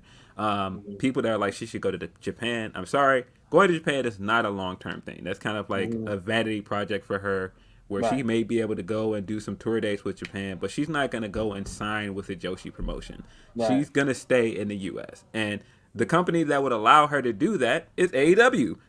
The company that works a shorter schedule that would allow her to do stuff in Hollywood, AEW. And also the place where she would make the biggest impact, she would bring the most star power, AEW. So there are benefits for her to go there. If you just don't like AEW, that's cool, but there are reasons why she would want to go there. And she would also be, I think, the biggest contributor to that division. Definitely. I think that I've said the two things that have helped out AEW more than anything else on the men's side were really three particular signings. One, Chris Jericho. His star power and longevity brought legitimacy to the promotion and to the world title. The women's division hasn't had a signing like that. Jon Moxley was the next one. Jon Moxley being a current star, one of the biggest current stars in the business, had a massive following. People loved Dean Ambrose to the point of where turning him heel flopped and they turned him right back face. Like that's how over he was. And so having him also brought a ton of legitimacy. I feel the women's division hasn't had that kind of signing. And CM Punk. CM Punk coming back after 7 years, being one of the biggest stars in pro wrestling history, and coming back after 7 years, selling out the United Center. That was a game changer. The women's division doesn't have a CM Punk. But I do feel that Sasha is their biggest equivalent to at least Jon Moxley, being a big current star with a big following that has crossover appeal. The biggest equivalent in wrestling to that is Sasha Banks in women's wrestling. Did they have any like women's wrestlers that have like main evented a giant show? Like no one's main evented a giant show like Sasha has. You know what I mean? Like she just fills different boxes than everyone else does because she was over there at the big show. Honestly, I feel like Sasha is at the moment bringing her in would be a bigger star than bringing Moxley in when they brought in Moxley, because I feel like she has more crossover appeal. I feel like she is a bigger recognizable name outside of wrestling circles than Moxley. I think at this very moment, I agree because Moxley doesn't want to. At this moment, I guess I'm comparing it to in 2019 is Sasha Banks in 2022 where Jon Moxley was in 2019. And I don't know how. I would say at best they're comparable, and that's where I would put it. Is that they are very, very comparable. I do think they're comparable too, and I do think that he actually laid the groundwork for what a post WWE career can look like for her, because he essentially did the same thing. He went there and he went and did the Japan dates, and he started doing indie dates, but he still was an AEW guy. So even if she just wants to go there and sign and also do other things, like she can do that. Mm-hmm. Agreed. Yeah, I don't know. I don't know what she does, but I know that I don't think this is it for her at all. And I think that, especially if she's got a chip on her shoulder, where else can you exercise that chip on your shoulder? Like, who knows what she ends up doing? But I think the idea that she's done with pro wrestling, I don't think that's the case. Not somebody like Sasha, not somebody who loves it as much as she did. I don't see that. I do think this is a good place to end her WWE career, though. Like, I do think they didn't give her some of the opportunities that they should have, and I do think that when they had her a champion, they didn't push her nearly as hard as they should have. But when you look at her resume with WWE, she's done it all, man. Like, she's done it all. She's done way more than most women with that company. Like, it's a good place to leave it if she wants to. I have to say, like, you know, her winning at WrestleMania, that was one big thing that a lot of the fans wanted. And for her to finally do that, and now, you know, she may be leaving, she may not be. If she is, I feel like that is the perfect moment for her. That she finally got that WrestleMania win before she actually left the company. Yeah. I mean, it is crazy that somebody pointed out that her last one-on-one match on a pay-per-view or a premium live event was the match with Naomi, not Naomi, with Bianca at WrestleMania. Really? That's that she hasn't had another one-on-one match on pay-per-view since then. That's right, because they were supposed to have the rematch of SummerSlam. SummerSlam didn't happen. She did have the three-way at Crown Jewel, which was really good. It was very good. That's honestly, for my money, it's at least top 5 for all 3 of them, as far as their matches are concerned. Maybe even top 3 of all 3 of their careers. That's one of the best ones they've all had. Let's see. Bri Harper says, definitely hope Sasha shows up at AEW. Let's see. 10 Ruza says, lads, not gonna lie, a couple red wines in now. If Sean says it's more it's more likely now. Is your influence low? It is.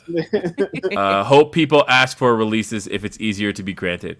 I'm a 26-year-old Aussie white guy, hence why I seek your guidance in R&B. Love you. Hey, we're happy to help. Yeah, why did I think of that scene from Atlanta of Sarsgaard dancing to Ashanti? Yes. I immediately thought of that. Shout out Atlanta this season, by the way. Great season. Very great season. I've been basically, it's between that and Stranger Things. Wait, so you're caught up now? I am almost caught up. I just finished Stranger Things, and then so then it was Atlanta. So I just finished Stranger Things, so then I jumped over to Atlanta, and now trying to get caught up there. I haven't started Obi-Wan at all either. There's TV for me that I like the TV to be a little bit deeper in before, because I'm a binge watcher, so it's like give me. I feel like there are certain scenes from this season of Atlanta that I'm going to reference constantly now. And I've been just waiting for you guys to watch it, so I'm not sitting here referencing it by myself and like looking like, oh no, y'all didn't get that number. Right. Yeah, I probably should finish that. I was traumatized by the first couple episodes. I'm still recovering. Yes, I agree. So Jake says, "Oh, you bet your ass, middle-aged white males cheered." I mean, that's not to say that there weren't cheers. I'm not saying that. I'm just saying absolutely, but they definitely sweetened that crowd. There's sweetening. Tim says, Sasha was trying to build the WWE Women's Tag Division. The idea that she'd refuse AEW's division because it's not fully formed seems off base. Yeah. What happened to that tournament, by the way? WWE, are you going to book a tag tournament? Hold them We knew that. accountable. We absolutely knew that was going to happen. And people have been talking about the name. What does she end up with? CBD's Nut says, just hook Mercedes Banks is all elite right into my veins. Mercedes Banks is the one, I think. But I'm going to hand you a freebie. This is a shot at WWE, but she needs to take it. Okay, so she can't use the boss anymore, right? So what name do you use? She needs to call herself the Professional. Especially after everybody else called her unprofessional. Hey. She's like, no, I'm not unprofessional. I'm the professional. Okay, I like it. I think if she were walking around calling herself the Professional Mercedes Banks, that's a freebie if you want it. Mercedes Banks, I like it. But you gotta run. Yeah. You gotta run with the Professional. That to me is the one I would like trademark yesterday. If the Professional sounds like one of those like '90s Ben Affleck movies where he's like, yeah. I started thinking of the DJ Clue mixtapes. Yeah, but either way, I would absolutely capitalize on being called unprofessional, and that's the one for me. Hit your coin, Sasha. Yeah. And okay, so we got a couple more Humper chats. Let's see what we got here. Let's see. Shout out, dude. Says, happy Saturday. Hell of a lineup here. 4 of my favorite people in the game. Glad to see Lo getting the shine she deserves. Of course, Lo. Happy 17th, Will. Cheers. 17. Jesus. 17, yeah, that's a Time long flies. time to be talking. Yeah, it is. Look, when I met my wife, who I've been with for 13 years, I did straight up say to her, she's like, so what do you do for fun? We were at a party, and I was like, we talked about a lot of things I do, and I was like, and also I podcast. I've been doing that for 4 years. And she goes, 4 years? That's a really long time. And like, just to... You're like 17 years? And I'm like 17, Jesus. That's crazy. Anwar says, glad Reg got his flowers. Chef Curry is now top 10 all time and climbing, MK ladder style. Y'all be 1,000%. good. Man, the greatest Warriors player of all time. I'm prepared to say it. He changed the game. His statue will be in front of the building real soon. Yep. Hey, and also shout out to Steve Kerr for getting him another ring. What was that percentage stat drove me insane. I couldn't believe that. 33%, I think. Yeah, he's been in 33% of all NBA finals. What? Legend, bro. Chicago. That's insane. Legend. Oh my God, that's crazy. Like, when you really think about it, between the Bulls, like, that's crazy. Mm-hmm. He's the only guy off that Bulls team that won 4 championships straight because he went to San Antonio after the three-peat. Mm-hmm. Storm and Norm says, Storm and Norm. He says, happy Juneteenth, happy Pride Month. Shout out to Grapsody, Boys to Men, and Jodeci was my mood setter in the 90s to now. Jodeci. Music. We've been getting our Black Music Month off in this episode. No. You know what, though? And it's so funny. My favorite Casey and JoJo song is honestly a song that you wouldn't think, because it's like the opposite of all things Casey and JoJo. But does anybody remember the song Don't Rush? It was literally it was the second single off the album that had All My Life. And it just cracks me up because the song is literally about not having sex. And and like literally, like it's like the opposite of Netflix and chill. Like there's the one line in the song is like, all I want to do is watch a little bit of TV, and like. And it's like chill. Leave me alone, girl. Yeah, and the next line is, "I just want to chill. Stop rubbing on my leg." Like that's don't rush. Take love slowly. That's honestly one of my favorite songs. But anyway, we got D-Lo says, even if they have Rollins win Money in the Bank and cash in like WrestleMania 31, that would make it somewhat redeem itself, which ain't a lot of redeeming, and that's a long ass stretch. It is, but let me tell you, buddy, the homie Rollins wins that title, boy. Oh, we will. Buddy. It's yeah. Whew. Man, by the way, shout out to New York Post, spreading the agenda. I saw it. Mm-hmm. That Phil Lindsey and Rollins agenda. It's out there. Yes. Storm and Norm Yes. also. Storm and Norms also says, I'm outside DC, 200 miles from North Carolina. As a Commanders, SMH, I've been stuck with a problematic, egotistical, and inept owner since the Monday Night Wars. Fire Dan Snyder. Fire Vince. Viva Grapsody. Thank you, Storm and Norm. And okay, let's talk Jeff Hardy.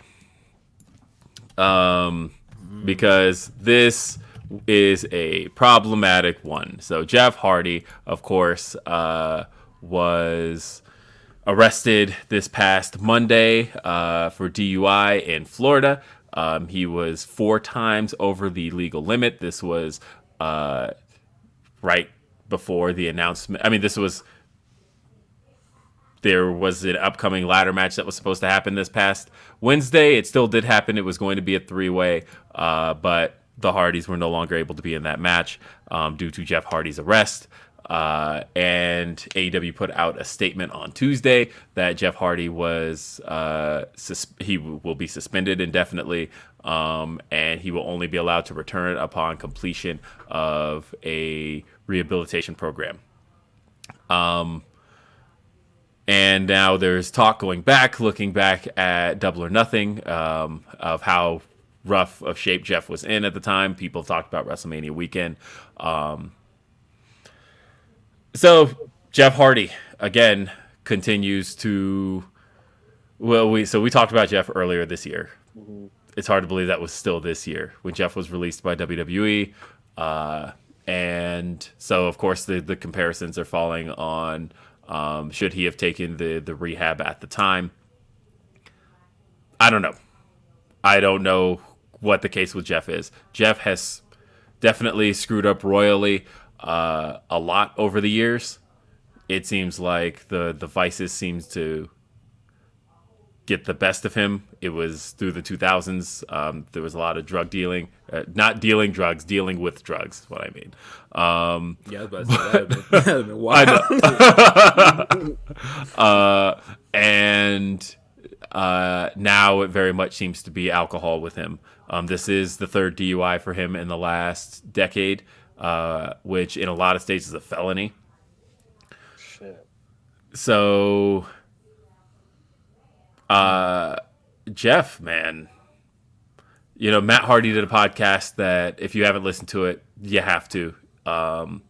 He really talks about, he really gets very serious about everything, and he talks about how embarrassed Jeff feels and all of that. Jeff was actually, he had just said a few days ago that his best friend and worst enemy has been whiskey, and then of course that's exactly what he had been drinking. There's a video out that is very hard to watch. Yeah, I can't watch any police videos. Nah. It was the same thing with the Jimmy Uso one as well when that came out. Yeah, they're hard to watch. I did watch both. They are hard to watch.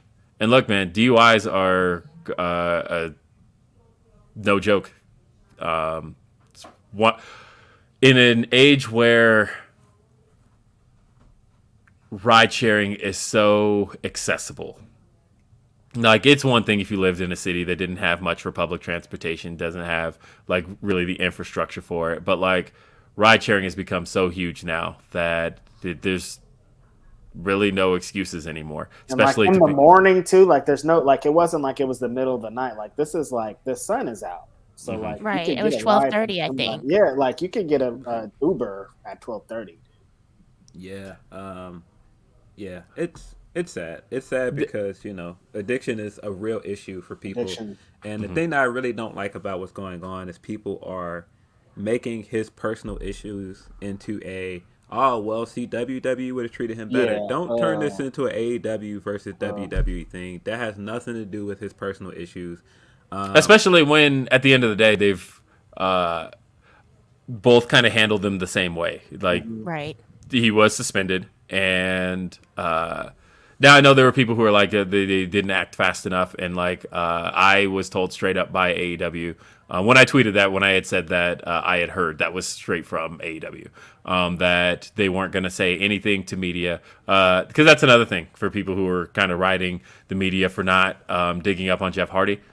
I know I did. That was first thing I did was reached out for a comment on Jeff Hardy for what was going on, and then the response I got was that there's going to be some Hold that on. what. So Jizzle, bro, you gotta relax, dude. Get out of our chat being goofy, bro. Like, I closed Yeah. the chat. Yeah, I'm not looking at the chat. So, but yeah, quit being goofy.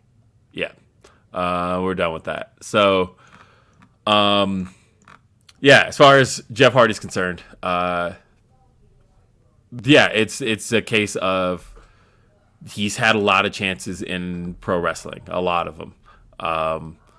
Oddly enough, he's only ever been released twice, right?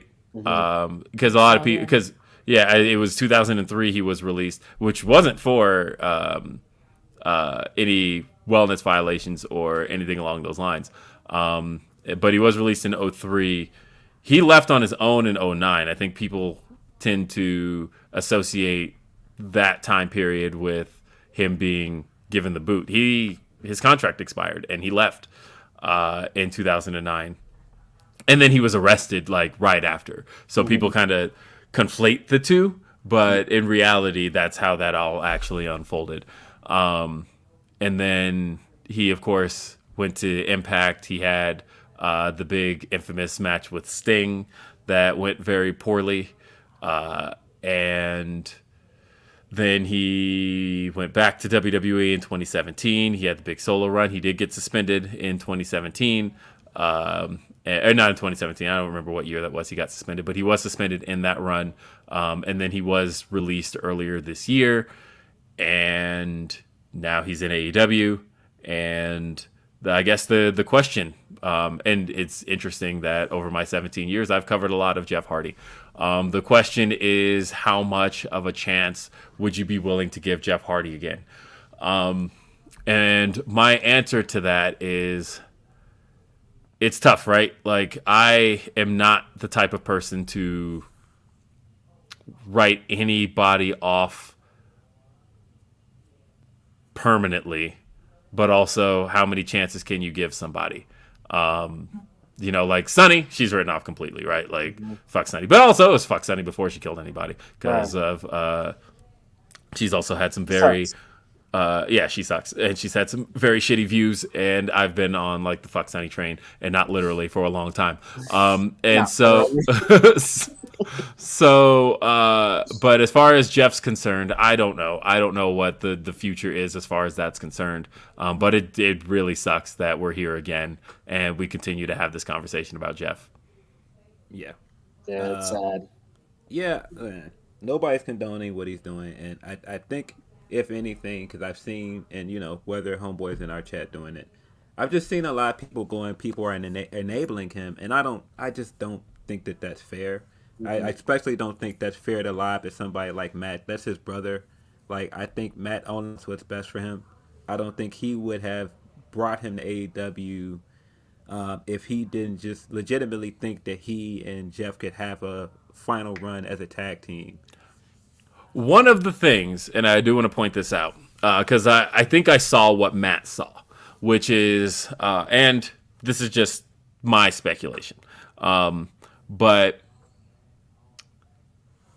Jeff Hardy had only ever been employed by WWE one time in his entire career where Matt Hardy wasn't also there, and that was this most recent run.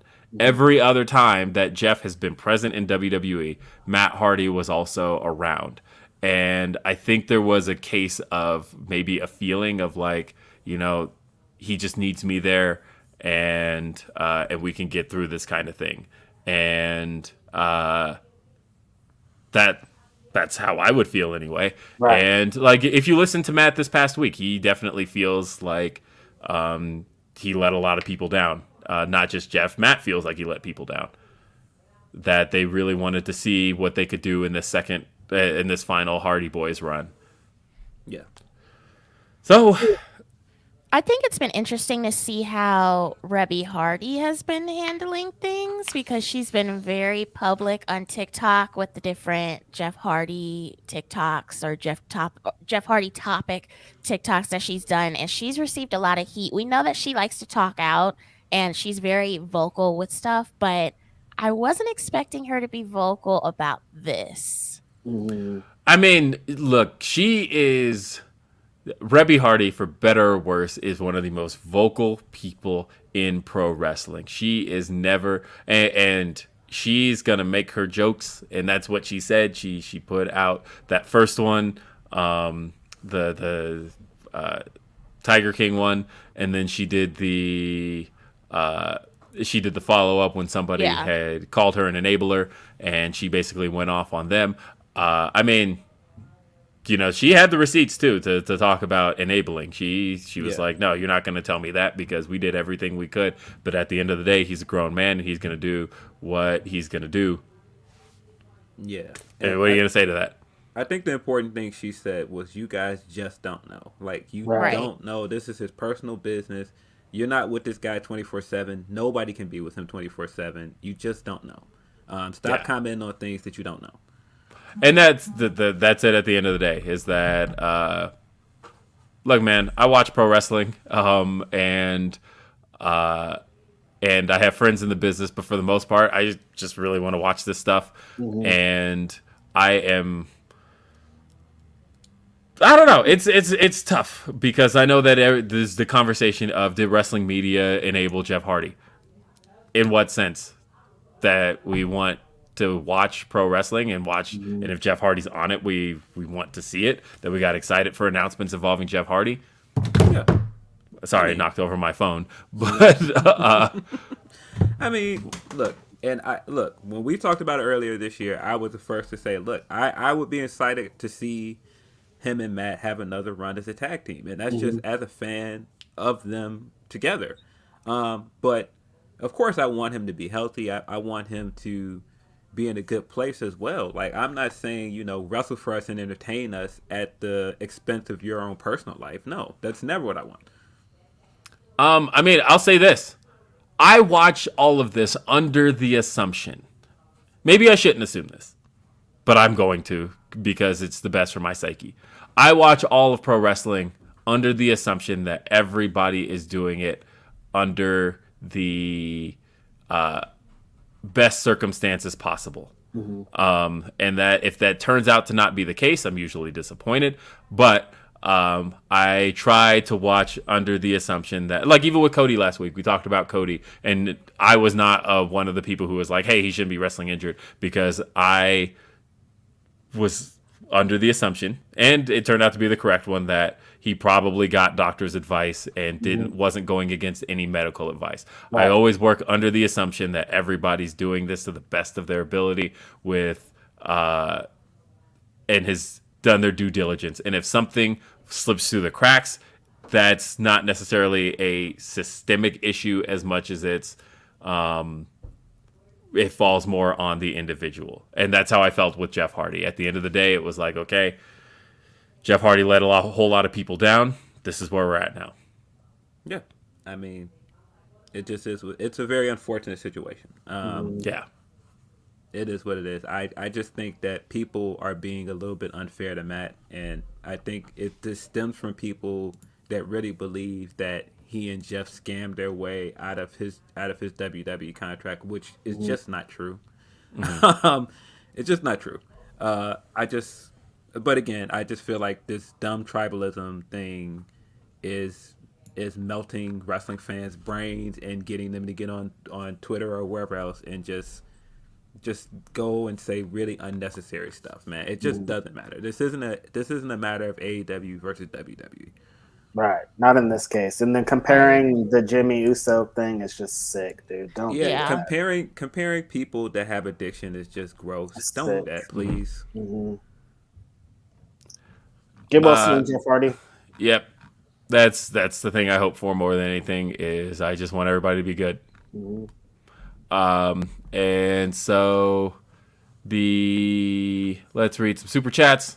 I am La Lucha says, man, Donnell Jones, Sunshine Anderson, that Blue Cantrell, Sean Paul joint. Hey, breathe. That's one of my favorites. Honestly, it holds up better than the Dr. Dre track it sampled.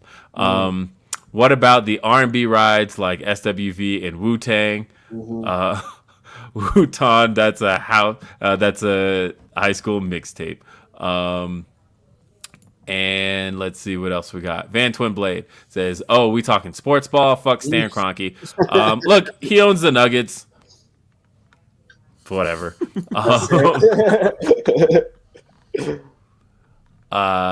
And let's see. All right. Randy Orton's injured and is going to be out. We thought a lot of people were under the assumption when this story started to come out that we thought his injury was a work. He was just taking the summer off. And no, Randy Orton's actually going to be out a while. And that we may not see him till next year. That legitimately scares me. Well, first of all, hopefully he comes back better. Yeah. And, hopefully, this isn't a real serious injury before I get into anything.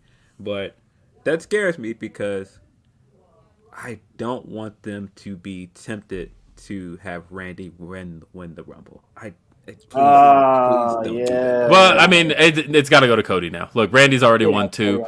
Keep that record. The record of 3 Rumbles needs to stay with Austin. No, this is Cody's to win. It's just certain things like Roman staring into the camera and taunting Randy during the match, and Riddle constantly doing the homages to Randy that didn't really. Everything felt like it was building to him coming out like last night. And so, this feels like it's building for a big return for Randy to challenge Roman at some point, and I'm like, please don't do that with the Rumble match. Please don't do it. Yeah. I guess there's not a whole lot to say about that other than Randy Orton. Yeah, get well soon. Yeah, get well, Randy. Same shit. But injuries are crazy. This is a crazy injury time right now. That all of a sudden CM Punk is hurt, Kenny Omega's hurt, Randy Orton's hurt, Cody Rhodes is hurt, and Jeff Hardy's out now. Just left and right. Shit is just going nuts. Mystery around Bryan Danielson. Yeah. And then also, I don't know, Adam Cole is hurt. Adam Cole's hurt. I don't know if anybody noticed, but I have been really just playing sleuth and trying to pay attention to the AEW posters because they put these posters out for every event. It has all the wrestlers on them. And it's usually advertised talent for that event. And I keep staring at them, each one, like, who gets removed from this one, who gets removed from this one. And the one that really has me scratching my head is the one for Rochester, July 6th, because they removed 2 wrestlers from it.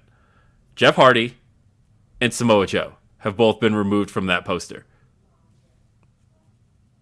I have both. I'll tweet them both, but Brian's still on it. Adam Cole is still on it. But Twisted Metal deal, that doesn't have anything to do with Samoa Joe, does it? I don't know. It's probably not going to stop him from working, right? That'd be weird. Yeah. They pulled Jeff and Joe from that poster though, and I did think about Brian when they announced the multi-man match with basically all of Mox's kids with Eddie Kingston against Jericho and Suzuki. They talked up the Zack Sabre match on Rampage, so they're still teasing that match. So I was like, is Brian gonna be on this card or? I don't know. Because it seems like they're still teasing that match, and taking him out of that multi-man match leads me to believe he might still be on the card. So, well, I do wonder more than anything what's going to happen with Blood and Guts, right? Because, it was set to be 5-on-5. They did introduce a 6th member over into the Jericho Appreciation Society and Sammy Guevara, and I'm wondering if that was done to move Daniel Garcia over to the other side. Because they'd be short a member. I don't know. Maybe. I don't know. I would definitely like to see Garcia and I think he makes more sense over there anyway. But definitely, yeah. He does, and Sammy makes more sense with JAS. Yeah. Although, like I said on Day After Dynamite, it's Inner Circle now. Like it's basically turning back an Inner Circle. It's kind of losing the steam of what it had. Boy, did I hate that segment when Jericho came out and interrupted. My God! I thought Moxley was fire in that segment. Moxley is still the best in the world. Moxley came out doing what he does best. He is, to me, the number one guy in pro wrestling today. Man, Tanahashi was out there dripping. He had the fit. He had the shoes.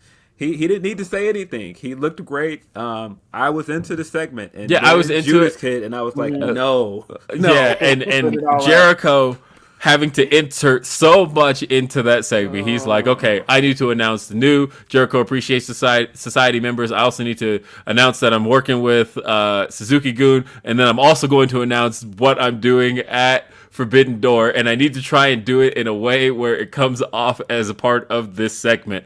It was a mess. I didn't like any of that. Way too much going on. Way too much. That segment was terrible. So the final story of the day. All right. Are you ready? So No. Not one bit. This was the craziest fucking story to come out of pro wrestling in the entire time I've been covering it. I mean, okay, I take that back because I was podcasting when Benoit happened. Yeah. That podcast exists, by the way. It's out there. That said. But since then. This is insanity. So it was revealed by the Wall Street Journal that WWE and Vince McMahon are under investigations for payments being made to a former WWE employee for affairs that were had between McMahon and the employee, allegedly. And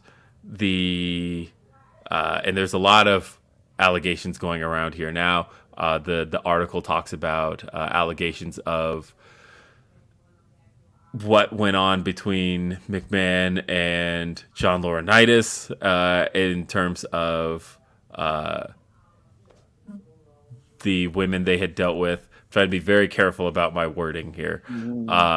And the payments being made, the NDAs having been signed. The article states that McMahon did, he has been making these payments out of his own money, as he should be. But there's also the question of that the one particular employee received what was upwards of, they said, a 100% raise, like just doubled their salary around the time that this all started happening. So, and there are strict policy violations against that in the company. the end result here was that Vince McMahon, while the investigation is going on, has taken a step back as company CEO, and Stephanie McMahon back in the fold. She is now interim CEO, and she didn't even have to win a tournament or battle royal to do so. But into that slot, baby. She is interim CEO. That's made headlines everywhere. It was all over CNN. It was all over all the news networks. Everybody was talking about this, ignoring the fact that Vince remains in charge of creative. Mm-hmm. And then he announced he was going to be on SmackDown this week. And this already felt like, read the room, like disgusting. This felt like this is not the time for, especially because when they announced it, it said Mr. McMahon, and I thought, oh, fuck. We know what Mr. McMahon means. But he didn't do anything. He comes out, gets the adulation from the fans. They cut to people in the crowd cheering, loving their Vince, bowing down. Read the room. Right. Yeah. Well, I mean, if he read that room, he's getting cheered in it. Yeah, if he read that room, he's like, it's not funny. And then he just felt like the Wolf of Wall Street scene of him coming in saying, "I ain't going nowhere." Yeah. It's like, nah, this ain't it, bro. Yeah. And I did see the. So, for those who have been following me for some time prior to Grapsody, last year and every year prior, I've done the year-end awards, and last year I gave Worst Talker to Vince McMahon. And part of the reason is because he's basically like unintelligible now. That when he speaks, it's yes, I was like, yes, what are you doing? And so, and sure enough, that's what this promo was, right? That he gets out there and he's like, you saw an opening signature. It's then, now, forever, most importantly, together. Enjoy SmackDown. And then throws the mic in like. Didn't say anything. That was nothing. He gave us absolutely nothing. That together was like, I was like, together? I don't know if I'm in this. Me? Yeah, no. We are not together for this. We're jumping off this boat right here. No way. Like, no. Holy shit. Who thought this was a good idea? Thank you. I mean, I just am lost. Look, and there's a lot of stuff going around right now. I was told some shit off the record, but there's everybody's wondering. Like, there's as we are back then. There's a lot of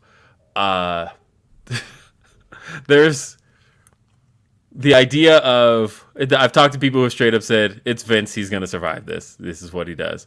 And then there are people who are like, no, I think this is the one. I think this is different time period. I don't know how he publicly survives this one. This ain't 1992, you guys. It's way different out in these streets now. It's way different times, way different everything. I of course don't want to speculate, but the article basically told us that, the woman wasn't the only one. So that leads me to believe there are probably more out there that we don't know about. There's probably tons of other skeletons in his closet that he's gotten away with for years. I don't know. My instinct right away is to say it's Vince. He's going to get away with this, but I don't know, man. You just never know. I don't know at all. Gonna be you still got Joe Francis in Mexico hanging out, so you just never know. Rich white people seem to get away with things all the time. It happens. It's very nasty out there, though, on all parts. Vince McMahon, John Laurinaitis, the people commenting on it, everybody's being nasty. This is just a gross space to kind of exist in.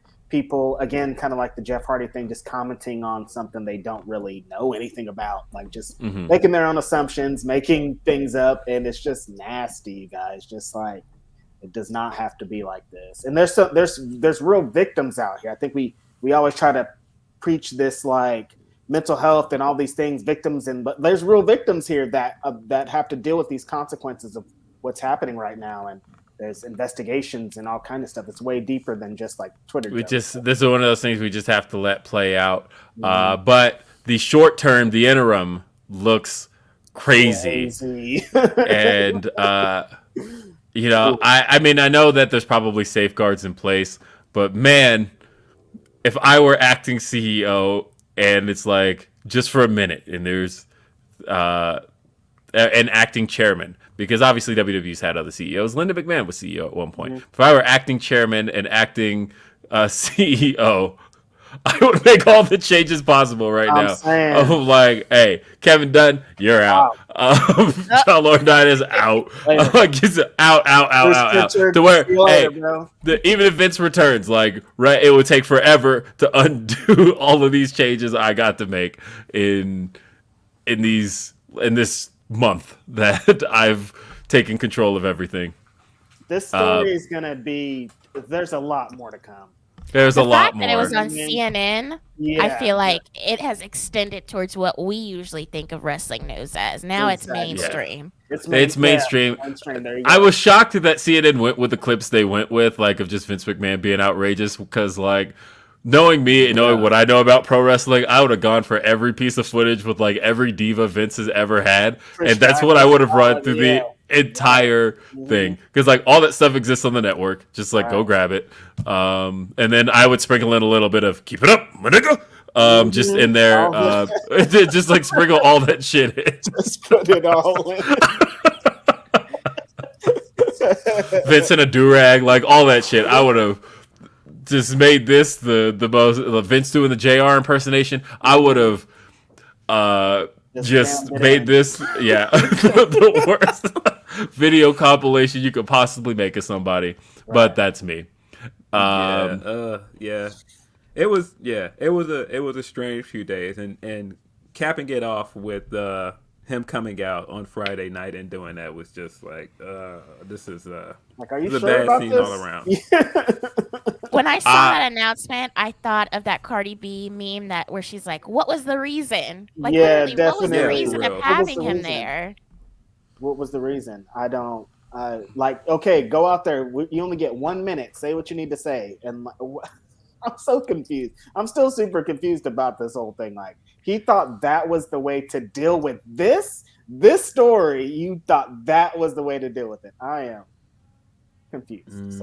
It was a bad look. That was definitely not the way to respond to this controversy. I mean, this is like he's of the Trump class, and he is. That's why that's why Jake Tapper was straight up like, of course he is, because when they were like, he's gonna be on SmackDown tonight, because when stuff like that comes out, the Donald Trump way of going about things is show your face, get out in front of it, and get your supporters loud, and I feel like that's what this felt like to me of, how can I have any problems when I have all this adulation? Right. Yeah.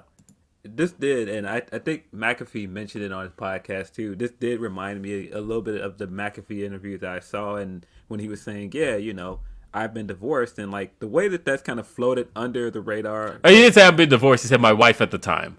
My wife at the time. And so, the way that's kind of floated under the radar, that we haven't really seen him and Linda together in Lord knows how long, and like nobody had really realized their marital status is like in question.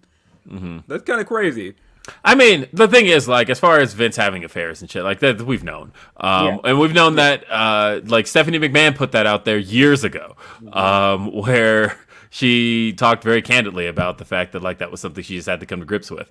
And that's, and I'm talking like 20 years ago, she said all that. And I don't think she was talking in character at the time.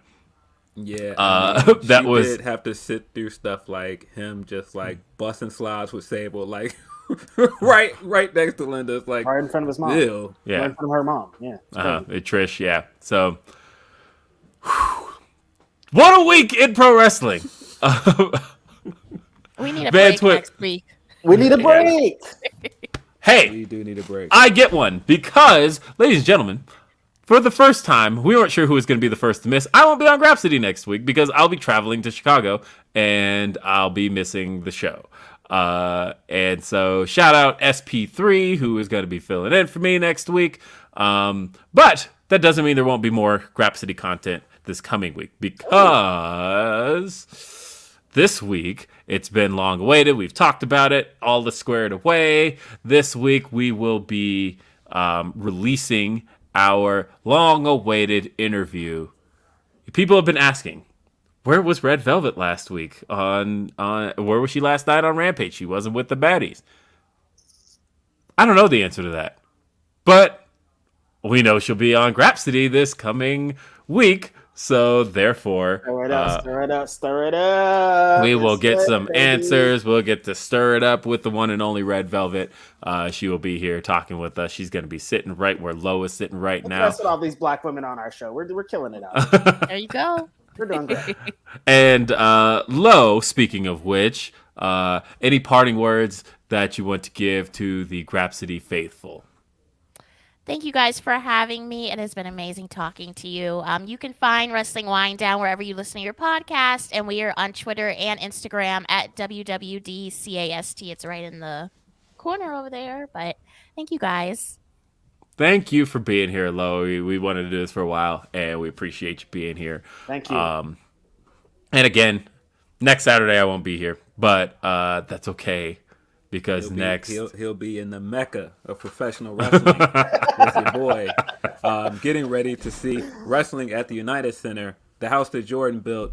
Listen, Chicago's up next week. I'm going to be going crazy out here. Be prepared for it.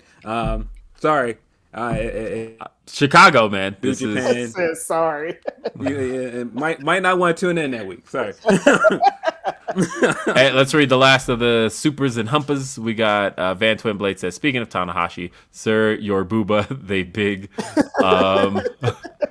You got the big chest. Tana was like, nah, I'm going to get this flex off. I got the drip off. I showed you the hair. Let me get the shirt off and show the women why I'm here. And also Hamlet 423 says, there's a terrible joke out there about Vince and Johnny loving tag teams but not tag team wrestling.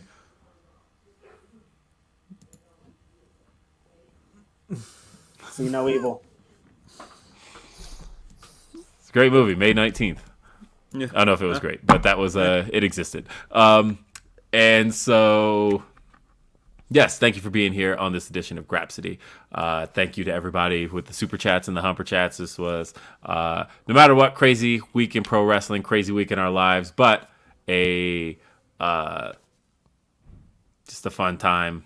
Yeah, all together. We're here together. Fun time had. We're not together with that other guy, but you guys are here together. We're glad you showed up. I'm even glad that the hater came in here and gave us his money. Hey, if you want to come in our chat and talk trash and still give us money, I ain't gonna show you. You can hate as long as you drop a couple coins before you hate. All right, thanks for being here. We'll see you next time. Have a great day.